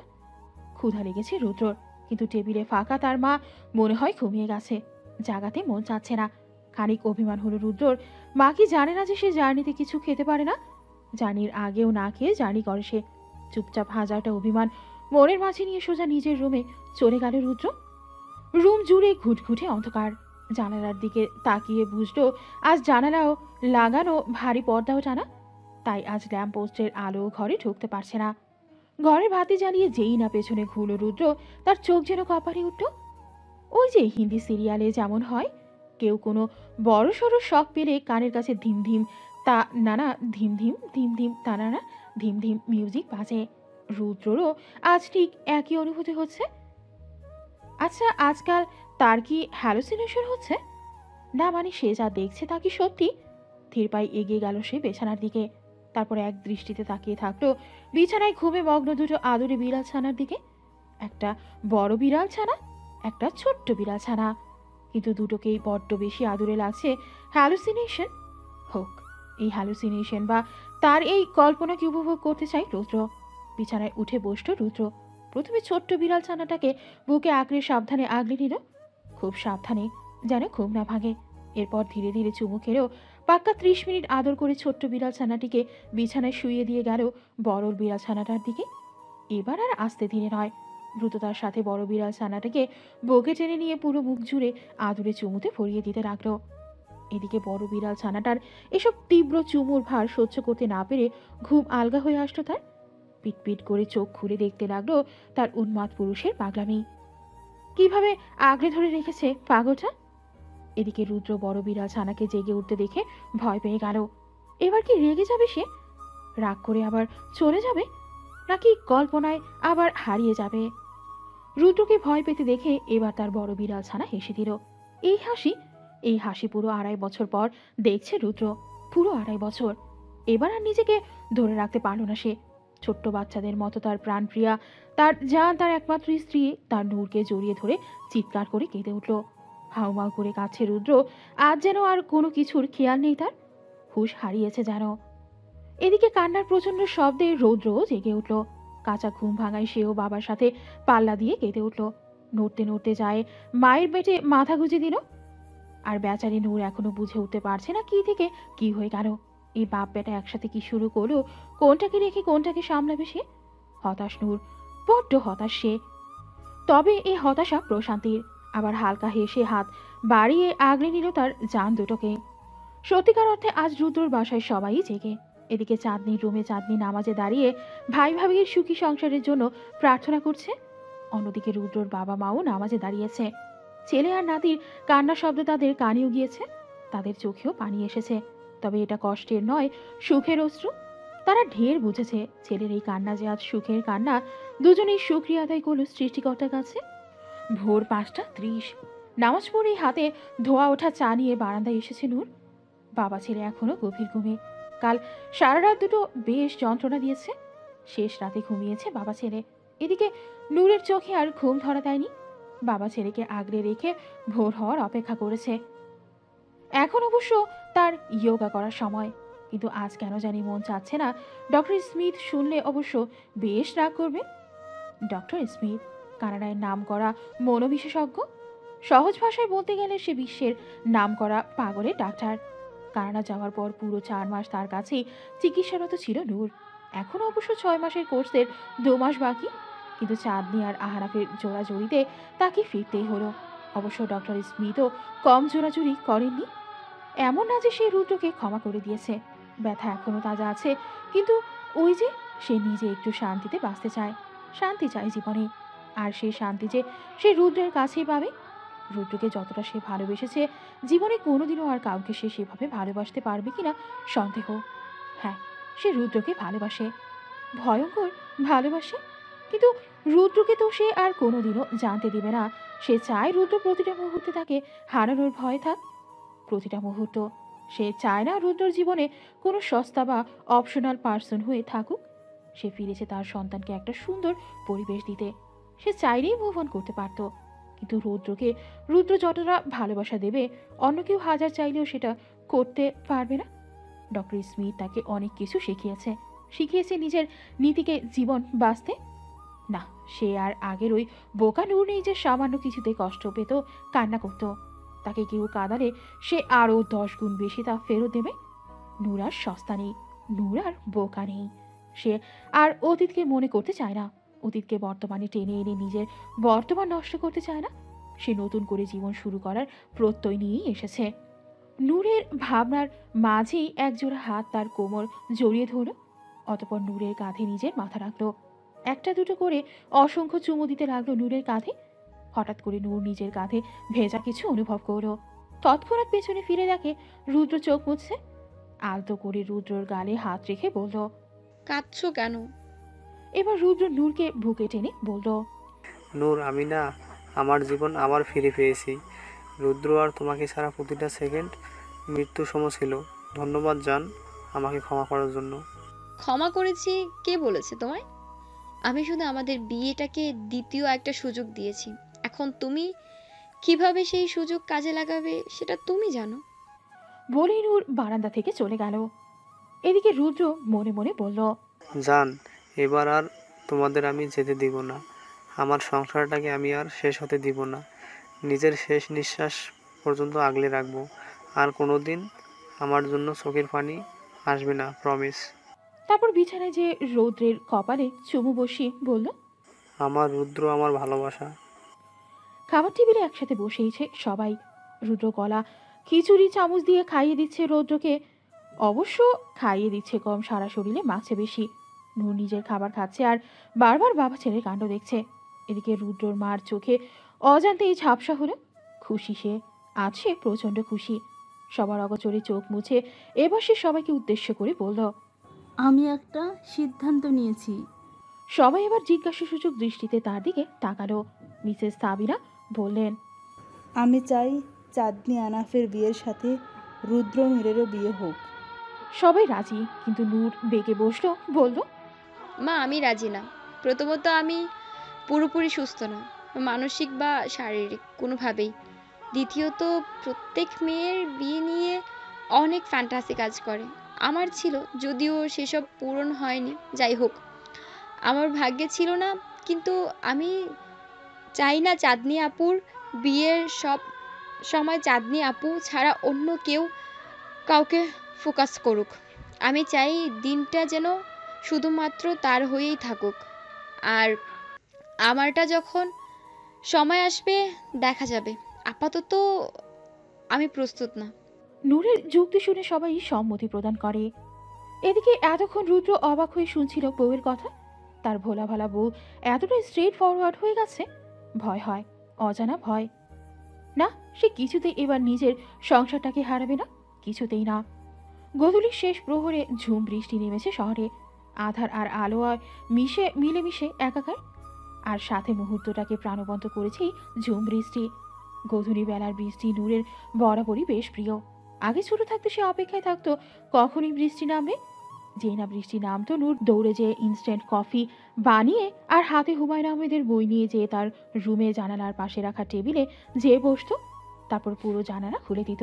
এদিকে বাহিরে আধার রাজত্ব করতো ধীরে ধীরে। তার সাথে পাল্লা দিয়ে আকাশ ভেঙে বৃষ্টি নামতো। আর এদিকে কফি খেতে খেতে সামনে উপন্যাস দেখে নূর তা উপভোগ করত। পুরনো কথা মনে করে আনমনেই হেসে দিল নূর। সব খারাপের মাঝেও তার এই একাকী জগৎটা বেশ ছিল। ওই জগৎটা যে একদম তার নিজের হাতে গড়া। আজও গধূলি বেলায় বৃষ্টি নেমেছে। বাসার সবাই গিয়েছে বিয়ের শপিংয়ে। এই তো 10 মিনিট আগেই বেরোলো। চাঁদনি রৌদ্রকেও সাথে নিয়ে গেছে। 4 দিন এই ছেলেটা ফুপির বেশ ন্যাওটা হয়ে গেছে। নূর বাসায় থেকে গেছে। সকাল থেকেই শরীরটা খারাপ লাগছে। যদিও ওর শাশুড়ি মায়ের সাথে থেকে যেতে চেয়েছিল, কিন্তু নূর রাজি হয়নি। জোর করে তাকে পাঠিয়েছে। নূরের আজ মন চাচ্ছে লাল টুকটুকে শাড়ি পরে পায়ে আলতা দিয়ে চুলগুলো ছেড়ে দিয়ে বৃষ্টিতে ভিজতে ভিজতেই তাড়াহুড়ো করে বাসায় ফিরেছে রুদ্র। শপিং মলে যাওয়ার পর যখন শুনল নূর আসেনি, ওর শরীর খারাপ, 2 মিনিটও আর থামেনি সে। সাথে সাথেই রওনা দিয়েছে। নূরের মেন্টাল হেলথ নিয়ে আর রিস্ক নিতে চায় না সে। যদি আবার প্যানিক অ্যাটাক হয়। আবার অ্যাপার্টমেন্টের নিচে আসতেই বুঝলো ইলেকট্রিসিটি নেই। পিলে চমকে উঠল তার। নূর তো অন্ধকারে ভয় পায়। হুশ হারিয়ে 6 তলা পর্যন্ত সিঁড়ি বেয়ে দৌড়ে উঠল রুদ্র। ডুপ্লিকেট চাবি তার কাছেই ছিল। বাসায় ঢুকেই দেখে চারিদিক অন্ধকারে ছেয়ে আছে। ফোনের ফ্ল্যাশ লাইট জ্বালিয়েই দৌড়ে গেল রুমে, কিন্তু রুমও ফাঁকা। পর্যায়ক্রমে ওয়াশরুম, কিচেন সব চেক করলো, না কোথাও নূর নেই। বেশ কয়বার নাম ধরে ডাকলেও কিন্তু সাড়া নেই। ফোনে ডায়াল করতেই ফোন ঘরে বেজে উঠল। এবার রুদ্র ভয় পাচ্ছে, ভীষণ ভয়। কোথায় গেল নূর? শরীর কাঁপছে তার। এখনই বুঝি মাথা ঘুরে পড়ে যাবে। নিজের চুল নিজে টেনে ধরে সোফায় বসে পড়ল। কিন্তু হুট করে চোখ গেলে ওর বাবা মায়ের রুমের দিকে। ভেরানো দরজার সাইড দিয়ে হালকা আলো দেখা যাচ্ছে। রুদ্র ধীরে ধীরে এগিয়ে গেল ও রুমের দিকে। যত এগোচ্ছে ততই একটা সুরেলা কণ্ঠেও নজরুল গীতি তার কানে স্পষ্ট হচ্ছে। দরজা ঠেলে রুমে ঢুকতে রুদ্র দেখল মনদানিতে একটা ছোট্ট মোম পিটপিট করে জ্বলছে। এদিকে সুরেলা কণ্ঠ আরও স্পষ্ট হলো। না, এবার রুদ্র চিনতে পারল এই সুরেলা কণ্ঠের মালিককে। এই কণ্ঠের গান যে সে দীর্ঘ 5টা বছর ধরে শুনে এসেছে। হারানো হীরা নিকুঞ্জ পথে খোয়ায়ে ঝরা ফুল একেলা আমি, তুমি কেন হায় আসিলে হেতায়, সুখের সরগর হইতে নামি, চারিদিকে মরু উড়েছে বেকুল, শুকনো পাতা মলিন ফুলোদয়, বিতাই সেতা হয় তবু আকি জল ছিটায় অবিরল, দিবস জামি এলে অবেলায় পথিক, বেলুম বিদিছে কাটা নাহি পাবে ফুল, কি দিয়ে বরণ করি অচরণ, নিবিছে জীবন স্বামী। রুদ্রর বাবা মায়ের ঘরের পাশে একটা ছোট্ট ছাদ রয়েছে। রুদ্র বুঝলো সেখানে আছে তার নূর পাখি। গানের সুরে মুগ্ধ হয়ে এগিয়ে গেল সেদিকে। রুদ্র থমকালো। যতবার বিজলি চমকালো তার আরো চারিদিকে ছড়ালো, ততবারই চমকালো। এ কেমন রূপ! এ রূপে যেমন অগ্নির ন্যায় ঝলসানোর ক্ষমতা রাখে, আবার বরফের ন্যায় শীতল স্বচ্ছ অনুভূতিও জাগাতে সক্ষম। এ কি কোনো মানুষ, নাকি অগ্নি থেকে বের হওয়া অগ্নিকন্যা, নাকি স্বর্গ থেকে নেমে আসা কোনো পরী? রুদ্র ভুলে গেল নিঃশ্বাস নিতে। মন্ত্রমুগ্ধ হয়ে বৃষ্টির মধ্যে সামনে এগিয়ে গেল। এদিকে ছাদের মাঝে দাঁড়িয়ে লাল শাড়ি পরে বৃষ্টির মধ্যে দাঁড়িয়ে গানের সুর করে নৃত্যে মগ্ন রমণীর চারিদিকে কোনো কিছুর হুঁশ নেই। সে যেন আজ মাতালের ন্যায় হয়ে আছে। আচমকা কেউ কোমর পেঁচিয়ে টান দিল তাকে। হঠাৎ এরকম হওয়ায় ভয়ে সামনে তাকালো সে। চোখ তুলে সামনে তাকিয়ে দেখে রুদ্র। বৃষ্টির পানি রুদ্রের মুখ চুইয়ে তার মুখে পড়ছে। রুদ্রের চোখে যেন আজ নেশা, ভয়ঙ্কর নেশা। নূর রুদ্রকে দেখে কিছু বলতে যাবে, তার আগেই তার ওষ্ঠধয় আঁকড়ে ধরল সে। নূর বলল, মুখের কথা মুখেই থেকে গেল তার। এত বছর পর প্রাণ পুরুষটাকে এত কাছে পেয়ে হুঁশ হারালো সেও। সাড়া দিল রুদ্র ডাকে। এতে যেন রুদ্র আরো ব্যাপরোয়া হলো। আরো আরো ধীরে ধীরে নিজের হাত দুটো দিয়ে রুদ্রকে আঁকড়ে ধরল নূর। আচমকা নূরকে কোলে তুলে নিল সে। দুজনের মুখেই আজ কোনো রানী। তারা দুজনেই যেন প্রচণ্ডভাবে চাচ্ছে একটি নতুন শুরু, একদম নতুন। নূরকে পাজা করে নিয়ে পা বাড়ালো নিজেদের রোমের দিকে। এদিকে নূর এখনো এক দৃষ্টিতে তাকিয়ে আছে রুদ্রের দিকে।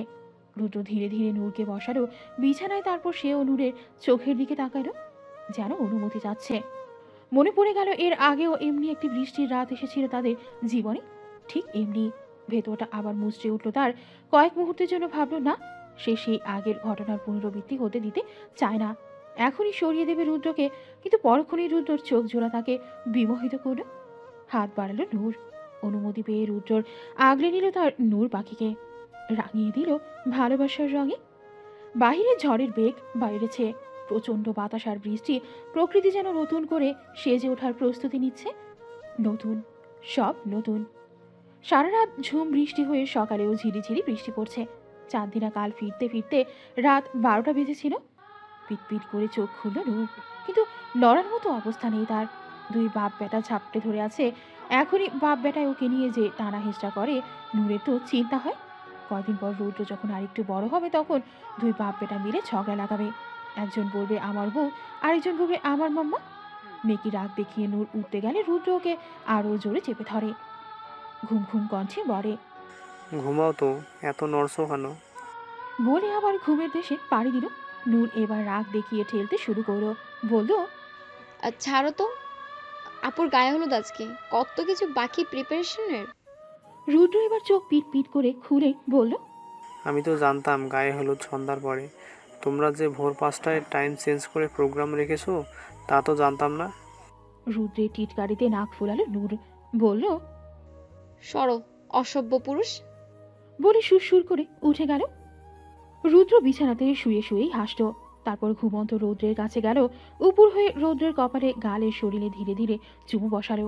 ফিসফিসিয়ে বলল, আমার রোদ বাচ্চা, বাবার কলিজা, বাবার জান, বাবা বেস্ট, বাবা হব জান। বাথরুমের দরজায় দাঁড়িয়ে বাবা ছেলের এই সুন্দর দৃশ্য চোখ এড়ালো না নূরে। মনে মনে ভাবল, মাঝে মাঝে সম্পর্কে দ্বিতীয় সুযোগ দেওয়া সুন্দর, ভালোবাসার মানুষটাকে দ্বিতীয় সুযোগ দেওয়া সুন্দর না, ভয়ঙ্কর সুন্দর। স্টেজে বসেছে চাঁদনি। ছেলের বাসা থেকে এখনো হলুদ আসেনি, তাই মেহেদির প্রোগ্রাম শুরু হয়েছে। দুপাশে দুজন মেহেদি আর্টিস্ট বসেছে, তার হাত ভর্তি করে মেহেদি দিয়ে দিচ্ছে তারা। কিছুক্ষণ পরেই সবার দৌড়াদৌড়ি শুরু হলো। ছেলেপক্ষ হলুদ নিয়ে এসেছে বলে কথা, সবাই ব্যস্ত হলো আপ্যায়নে। ছেলেপক্ষের সবার সামনে নূর, হাতে হলুদের বাটি তার। নূর আগেই বলে দিয়েছে যে সে ছেলেপক্ষের হয়ে সব অনুষ্ঠানে যোগ দিবে। নূরকে দেখে হাসলো চাঁদনি, কিন্তু পরক্ষণেই সে হাসি মিলিয়ে গেল পাশের মানুষটিকে দেখে। মনে পড়ল সেদিনের তিক্ত স্মৃতি, তার তিক্ত অতীত। নূর হয়তোবা বুঝলো। হলুদের বাটি শাশুড়ির হাতে দিয়ে দ্রুত আসলো চাঁদনির কাছে। ওর হাত চেপে ধরে বলল, আপু রাগ করিও না, তানিয়া জেদ করছিল ও আসবে, আর আমিও নিজেও লাইফে মুভ অন করছে, সবার কাছে ক্ষমাও চেয়েছে। চাঁদনি মাথা আলতো হেসে বলল, সমস্যা নেই ভাবি, আমি ফেস করতে পারবো। দূরে রৌদ্রকে করে নিয়ে দাঁড়িয়ে রুদ্র দেখছে এদের কাহিনী। সে নিজেও বিরক্ত হলো নূর আর আহনাফের প্রতি। এত শুভ্র একটা দিনে তানিয়াকে আনলো। তবে রুদ্র এবার ভুলেও এসব পারিবারিক ঝামেলায় আর নূরকে দোষারোপ করবে না, ভুলেও না। সে চায়ও না এইসব বিষয় নিয়ে নূরের ওপর বিনা কারণে রাগ ঝেড়ে নিজের বউ বাচ্চাকে, নিজের ছোট্ট সংসারটাকে আবার হারাতে। তাই রাগ ঝাড়তে কল দিল আহনাফকে। চাঁদনি আর নূরের কথার মাঝে ওখানে আসলো তানিয়া। এসে চাঁদনির পাশে বসলো সোজা। তারপর নূরকে উদ্দেশ্য করে বলল, নূর একটু যা তো, আমাদের কথা আছে, আর মেহেন্দি আর্টিস্টদেরও একটু রেস্ট নিতে দে। নূর তানিয়ার কথা শুনে চেতে গেল, বলল, তানিয়া আপি বলেছিল তুমি বাড়াবাড়ি করবে না। অলরেডি তোমাদের জন্য আমরা চারজন অনেক সাফার করেছি। দয়া করে আমাদের লাইফে আর অশান্তি করো না। এসেছো, খাবার দাবার খাও, তারপর চলে যাও। তানিয়ার মুখ মলিন হলো, না পেরে এবার চাঁদনিকে বলল, চাঁদনি প্লিজ একটু সময় দে, বিশ্বাস কর আর অশান্তি করতে আসিনি। কালকে সকালে আমার ফ্লাইট, মাত্র 2 দিনের জন্য দেশে এসেছিলাম তোমার আর আহনাফ ভাইয়ের কাছে ক্ষমা চাবো বলে। চাঁদনি নরম হলো, নূরকে ইশারায় যেতে বলল। নূর এবারে ঘাবড়ে গেল, ভয় পাচ্ছে আবার যদি কোনো অঘটন ঘটে। ওর তো কোনো দোষ নেই। গাড়িতে ওঠার সময় হুট করে খালামণি আর কাকিমণি তানিয়াকে ওদের সাথে গাড়িতে তুলে দিল। নূর কিছু বলার সুযোগও পায়নি, কারণ নাজমুল দুলাভাই ওখানে দাঁড়িয়েছিল। কিন্তু রুদ্র কি তা বুঝবে, বুঝতে চাইবে? রুদ্র যদি ওকে ভুল বোঝে, আবার যদি ওর পরিবারের জন্য নূরকে একা ছেড়ে দেয়। ঘামছে নূর, এবার পুরনো স্মৃতি মনে পড়ছে। প্যানিক করছে সে, তাই তাড়াতাড়ি দৌড়ে নিজের বেডরুমে ঢুকলো সে। এদিকে রুদ্রর একটু আগেই আহনাফের সাথে কথা হলো। আহনাফ নিজেও জানতো না এসব বিষয়ে, জানলে কখনোই যেতে দিত না। তানিয়া ওর হাজবেন্ডের সাথে দেশে এসেছে, যতই হোক নাজমুল ওই বাড়ির একমাত্র জামাই। তানিয়ার জন্য তো আর নাজমুলকে তারা অপমান করতে পারে না। সেজন্য আহনাফ ও তানিয়ার কোনো বিষয়ই নাক গলায়নি। রুদ্রও বুঝল, কিন্তু হুট করে নূরকে রুমে দৌড়ে যেতে দেখে চমকালো সেও নূরের পিছু পিছু গেল। রুমে ঢুকতেই রুদ্র দেখে দেয়ালের এক কোণে বসে নূর ফোপাচ্ছে। চোখ মুখ ভয়ঙ্করভাবে লাল হয়ে আছে, বারবার ফোপাতে ফোপাতে নিজের হাত কামড়াচ্ছে নূর। রুদ্র এগিয়ে গেল সেদিকে, আগলে বুকে টেনে নিতে চাইল নূরকে, কিন্তু নূর ধাক্কা মারে সরিয়ে দিল তাকে। হুশ হারিয়েছে নূর, ভয়ঙ্করভাবে মুখ খারাপ করে গালি দিল রুদ্রকে, বলল, জানোয়ার, কুত্তার বাচ্চা, আবারও দোষ দিতে আসছিস না তুই? আবারও আমাকে কষ্ট দিতে চাচ্ছিস, তাই না? কি বলবি? আমি তানিয়াকে ইচ্ছে করে আনছি তোর বোনের জীবনে, তোর বোনের কষ্ট দিতে? হ্যাঁ, যা আনছি, কি করবি কর। মা, তোকে আর ভয় পাই না। না, তুই আমাকে ছেড়ে দিলেও আমি কষ্ট পাবো না। যা, তুই যা, সর এখান থেকে, না হলে তোকে আর তোর পুরো পরিবারকে খুন করব। রুদ্র সুবোধ বালকের নাই শূন্য সব বুঝলো, আবার এগিয়ে গেল তার স্ত্রীর পানে, জোর করে টেনে বুকে নিল। নূর ভয়ঙ্কর আচরণ করছে, বারবার কিল ঘুষি দিচ্ছে রুদ্রর বুকে, জোরে জোরে কামড় দিচ্ছে, কামড়ে রক্তও বের হয়ে গেছে। তবুও রুদ্র নির্বিকার, চুপচাপ সহ্য করলো প্রাণপ্রিয়ার দেয়া বেধা। একটু পর শান্ত হলো নূর, তবে কেঁদে দিল এবার। রুদ্র আরো শক্ত করে বুকে জড়িয়ে রাখলো নূরকে, তারপর ধীরে বলল, নূর পাখি, এবার যাই হোক না কেন, যেটাই হোক না কেন, আমাদের এই ছোট্ট সংসারটাকে আমি কোনোদিন আর ভাঙতে দিব না। শেষ নিঃশ্বাস পর্যন্ত আগলে রাখবো জান। ভয় পেও না। তানিয়া কিছু করলে সেটা তানিয়ার দোষ জান, তোমার না। তুমি তো আমার জান পাখি, আর ওই ভুল করবো না জান। ভয় পেও না প্লিজ, আমি আছি তো জান। নিজের শেষ নিঃশ্বাস পর্যন্ত এভাবেই থাকবো তোমার পাশে শোনা। নূরের অশান্ত মন শান্ত হলো, পচা পচা কথা বলায় অনুতপ্ত হলো সে, মাথা তুলে বলল। রুদ্র হাসল, তারপর নূরের ফোলা ফোলা গালে টপাটপ চুমু খেল, হেসে দিল নূর। চাঁদনি শূন্য দৃষ্টিতে তাকিয়ে আছে, আর ওর পাশে বসা তানিয়া আচমকা চাঁদনির হাত দুটো নিজের হাতে নিল। তানিয়া বলল, আমাকে ক্ষমা করবে চাঁদনি, শুধু তোমার আর আহনাফ ভাইয়ের কাছে ক্ষমা চাবো বলে এত দূর থেকে এসেছি। চাঁদনি এখনো নির্বিকার, কি বলবে সে ভাষা পাচ্ছে না। না, চাঁদনি রেগে নেই আজ, তবে সংকোচ হচ্ছে তার, ভীষণ সংকোচ। এই সত্য তো সে কখনো অস্বীকার করতে পারবে না যে আহনাফের প্রথম স্ত্রী তানিয়া। হ্যাঁ, চাঁদনি আহনাফের জীবন থেকে চলে গিয়েছিল। আহনাফ তানিয়া যাতে সুখে সংসার করতে পারে সেটাই দোয়া করেছিল সে। 2 বছর ওই শহরে পা রাখেনি চাঁদনি, যাতে তানিয়া আহনাফের সংসারে তার জন্য অশান্তি তৈরি না হয়। সে তো এটাও জানতো যে সে আহনাফ তানিয়ার ডিভোর্স হয়ে গেছে, কিন্তু আহনাফের ডিভোর্সের পর 6 মাস পর ভাগ্য যে আবার আহনাফকে তার কাছে এনে দিল। ওদের সংসার ভাঙায় তো চাঁদনির কোনো দোষ ছিল না, তবুও চাঁদনির সংকোচ হচ্ছে। তার হবু স্বামী একটা সময় তার সামনে বসে থাকা মেয়েটার স্বামী ছিল।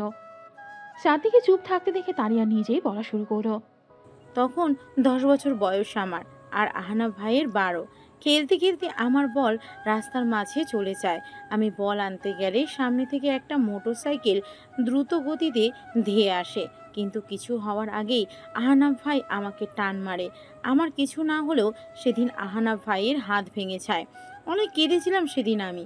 চাচিমণি দুষ্টুমি করে তাই আম্মুকে বলেছিল, তোমার মেয়েকে আমি আমার ঘরের বউ করবো রে আপা। দেখিছো না আমার ছেলেটার জন্য সেই বিকাল থেকে কাঁদছে। আম্মু হেসে দেয়, সাথে চাচিমণিও। কিন্তু বিষয়টা আমার মনে গেঁথে যায়।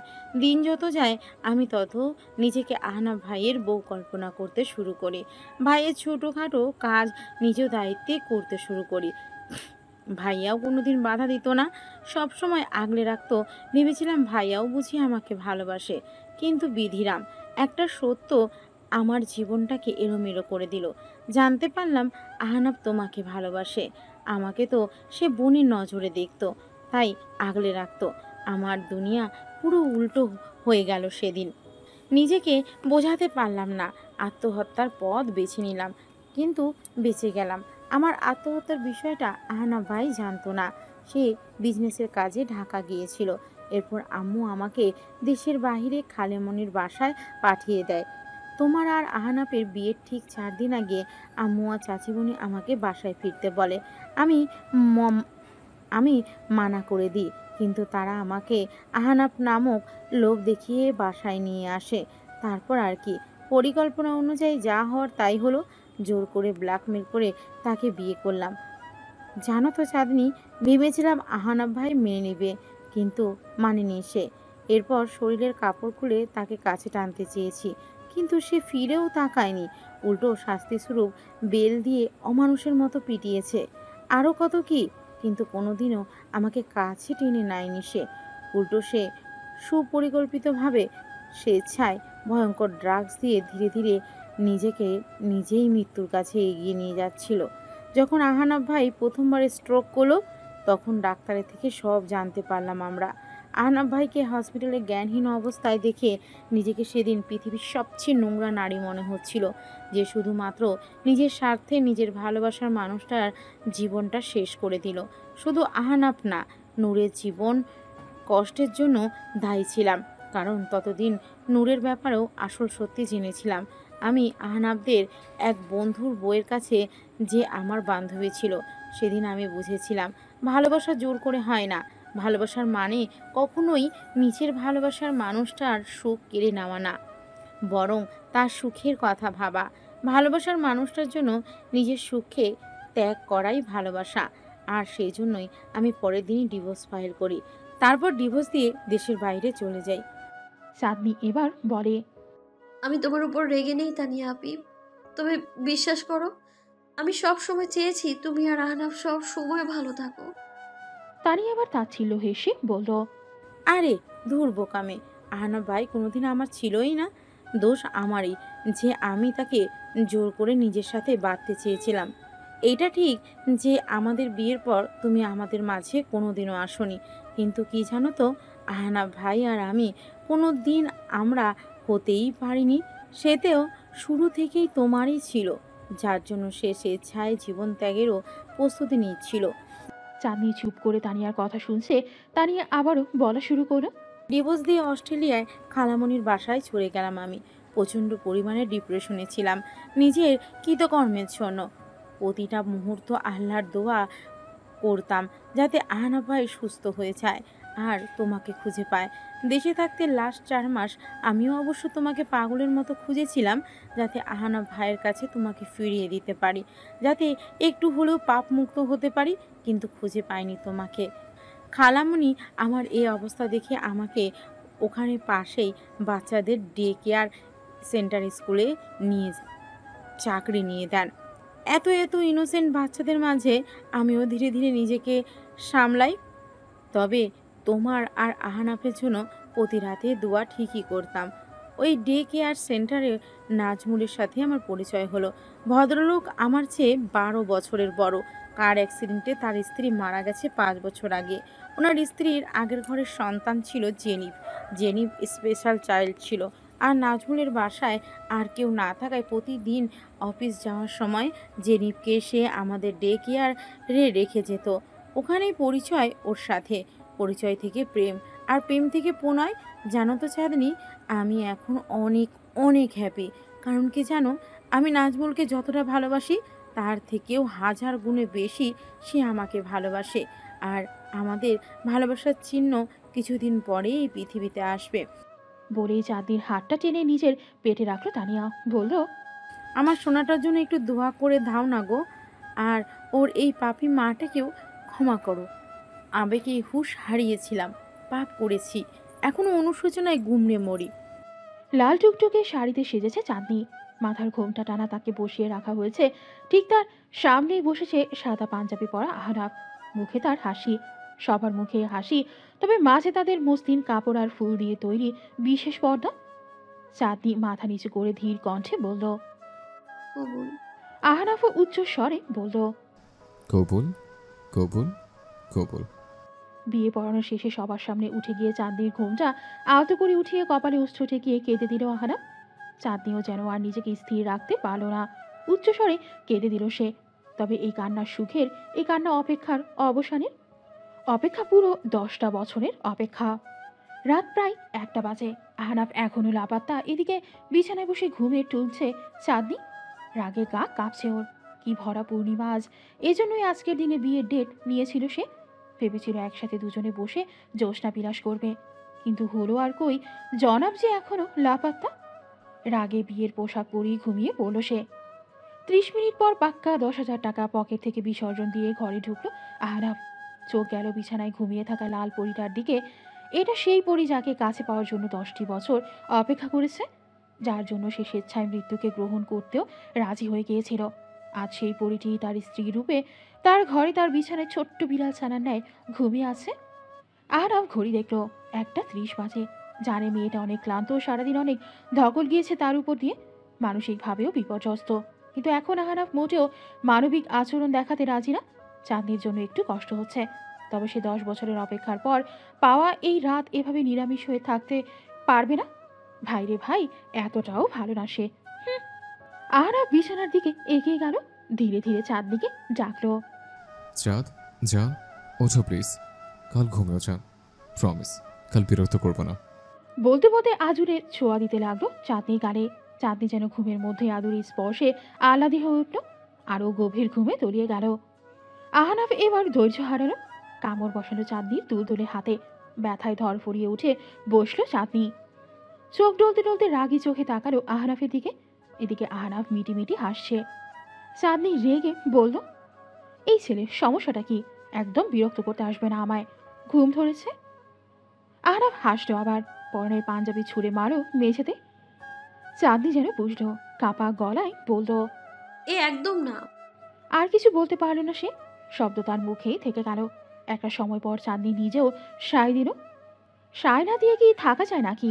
এত বছরের অপেক্ষা, এত বছরের ভালোবাসা আঁকড়ে ধরল তার আহনাফকে। হ্যাঁ, তার শুধুই তার।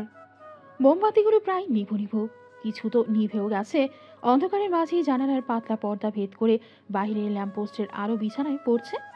আর সে আলোয় দুজন তৃষ্ণার্থ জুটি নিজেদের ভালোবাসাকে পূর্ণতা দিচ্ছে। 9 মাস পর নিজের 7 মাসের উঁচু পেট নিয়ে বসে বসে আচার খাচ্ছে চাঁদনি। এই তো আর কয়টা মাস পর তার পুচকো সোনা আসবে পৃথিবীতে। আহনাফ আর তার সংসার পূর্ণতা পাবে। চাঁদনি এখন ওর শ্বশুর বাড়িতেই থাকে, বিয়ের পরেই ঢাকা ছেড়েছে। রুদ্র আর নূর এখন কানাডায়। অবশ্য নূরের বাবা মা, চাঁদনির বাবা মা উভয়ই কানাডায় ওদের সাথেই শিফট করেছে। চাঁদনিও চেয়েছিল যেতে, কিন্তু আহনাফ রাজি না। তাই আর চাঁদনিও এসব নিয়ে বাড়াবাড়ি করেনি। ভাবনার মাঝে হুট করে চাঁদনির পেটে চুমুর ঝড় উঠল। চাঁদনি বুঝলো তার পাগলা পুরুষ এসেছে। এত এখন নিত্যদিনের ঘটনা। পাগলটা সেদিন থেকে শুনেছে যে তার বাবু আসবে, সেদিন থেকেই চাঁদনির পেটে প্রতিনিয়তই চুমুর ঝড় ওঠে। হাত বাড়িয়ে পাগলটার চুলে বিলি করে দিতে লাগলো চাঁদ। আহনাফ এবার আলতো করে চাঁদনির গালে কপালে চুমু দিল, বলল, ভালোবাসি চাঁদ। চাঁদনি আহনাফের হাতটা নিয়ে গালে রাখলো, হেসে বলল, ভালোবাসি পুচকুর পাপা। হাসলো দুজনে। অবশেষে যে তারা এখনো পূর্ণতা পেল। 7 মাসের পেট নিয়ে সিরিয়াল দেখায় ব্যস্ত নূর আর ওর শাশুড়ি মা। এদিকে রুদ্র বিরক্ত, সেই কখন অফিস থেকে ফিরেছে, কিন্তু বউ ব্যস্ত সিরিয়াল দেখায়, রৌদ্র ব্যস্ত দাদুর সাথে খেলা করতে। কাকতালীয়ভাবে নূর আর চাঁদনির প্রেগনেন্সির টাইম একই, ডেট 6-7 দিন আগ পিছ হতে পারে, এই আর কি। রুদ্র এবার আর না পেরে গেল লিভিং রুমে, বলল, নূর, আমার একটা ফাইল পাচ্ছি না, আসো তো। নূর বলল, আর জাস্ট 10 মিনিট, শেষ হলেই আসছে। রুদ্র হতাশার নিঃশ্বাস ফেলে প্রস্থান করল। প্রেগনেন্সির পর থেকেই বউটার বাচ্চামো জেদ আরও বেড়েছে। একটু বকা দিলেই বা কোনো কিছু নিয়ে জোর করলে প্যানিক করে। আবার প্রেগনেন্সিতেও এবার বেশি কিছু জটিলতা আছে, যার কারণে নূর তার মেন্টাল ডিসঅর্ডারের জন্য সেসব মেডিসিন নিত, সেগুলো আপাতত অফ রেখেছে। আর এই কারণে ইদানিং প্যানিক অ্যাটাক বেশি হয়। এদিকে রুদ্রর মা বুঝলো ছেলের চাওয়া, তাই বিজ্ঞাপন বিরতির সময় নূরের মাথায় হাত রেখে বলল, জানো নূরমা, যখন আমার প্রথম প্রথম বিয়ে হলো তখন আমি সব সময় তোমার বাবার পিছু পিছু ঘুরঘুর করতাম। সে অফিস থেকে ফেরার অপেক্ষায় থাকতাম। সে ফিরলে দুনিয়ার যত কাজ আছে সব বাদ দিয়ে তার কাছে ছুটে যেতাম। একসাথে রাতের খাবার খেতাম। আসলে একজন স্ত্রী হিসেবে এসব আমার দায়িত্ব, স্বামীর যত্ন নেয়া, তাকে সময় দেয়া, তাই না মা?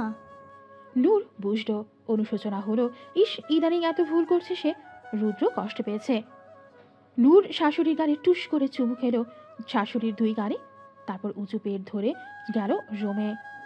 রুদ্র গোসল করে বের হয়ে দেখে নূর বিছানায় বসে আছে। রুদ্র ড্রেসিং টেবিলের সামনে দাঁড়িয়ে চুলে ব্রাশ করছে। হুট করে একজোড়া চুল তুলে হাত রুদ্রর কোমর পেছন থেকে জড়িয়ে ধরল। রুদ্র মেয়েকে অভিনয় করে বলল, এখন সময় হলো মহারানীর। নূরের চোখ ভরে এলো, আয়নায় তা দেখলো রুদ্র। সাথে সাথে পেছনে ঘুরে নূরকে বউকে নিয়ে বলল, সরি জান, মজা করছিলাম। নূর কাঁদতে কাঁদতেই বলল, কিভাবে আমার মতো একটা মানসিকভাবে অসুস্থ মেয়েকে সহ্য করছো রুদ্র? আমি তো নিজেই বিরক্ত আমার এসব আচরণে। রুদ্র ঠান্ডা কণ্ঠে বলল, তুমি আমার বেঁচে থাকার কারণ নূর, তোমার সাথে থাকতে এই কারণটাই যথেষ্ট নয়? প্রাপ্তির হাসি হাসল নূর, বলল, ভালোবাসি। রুদ্র নূরের চোখের দিকে তাকিয়ে বলল, আমিও ভালোবাসি।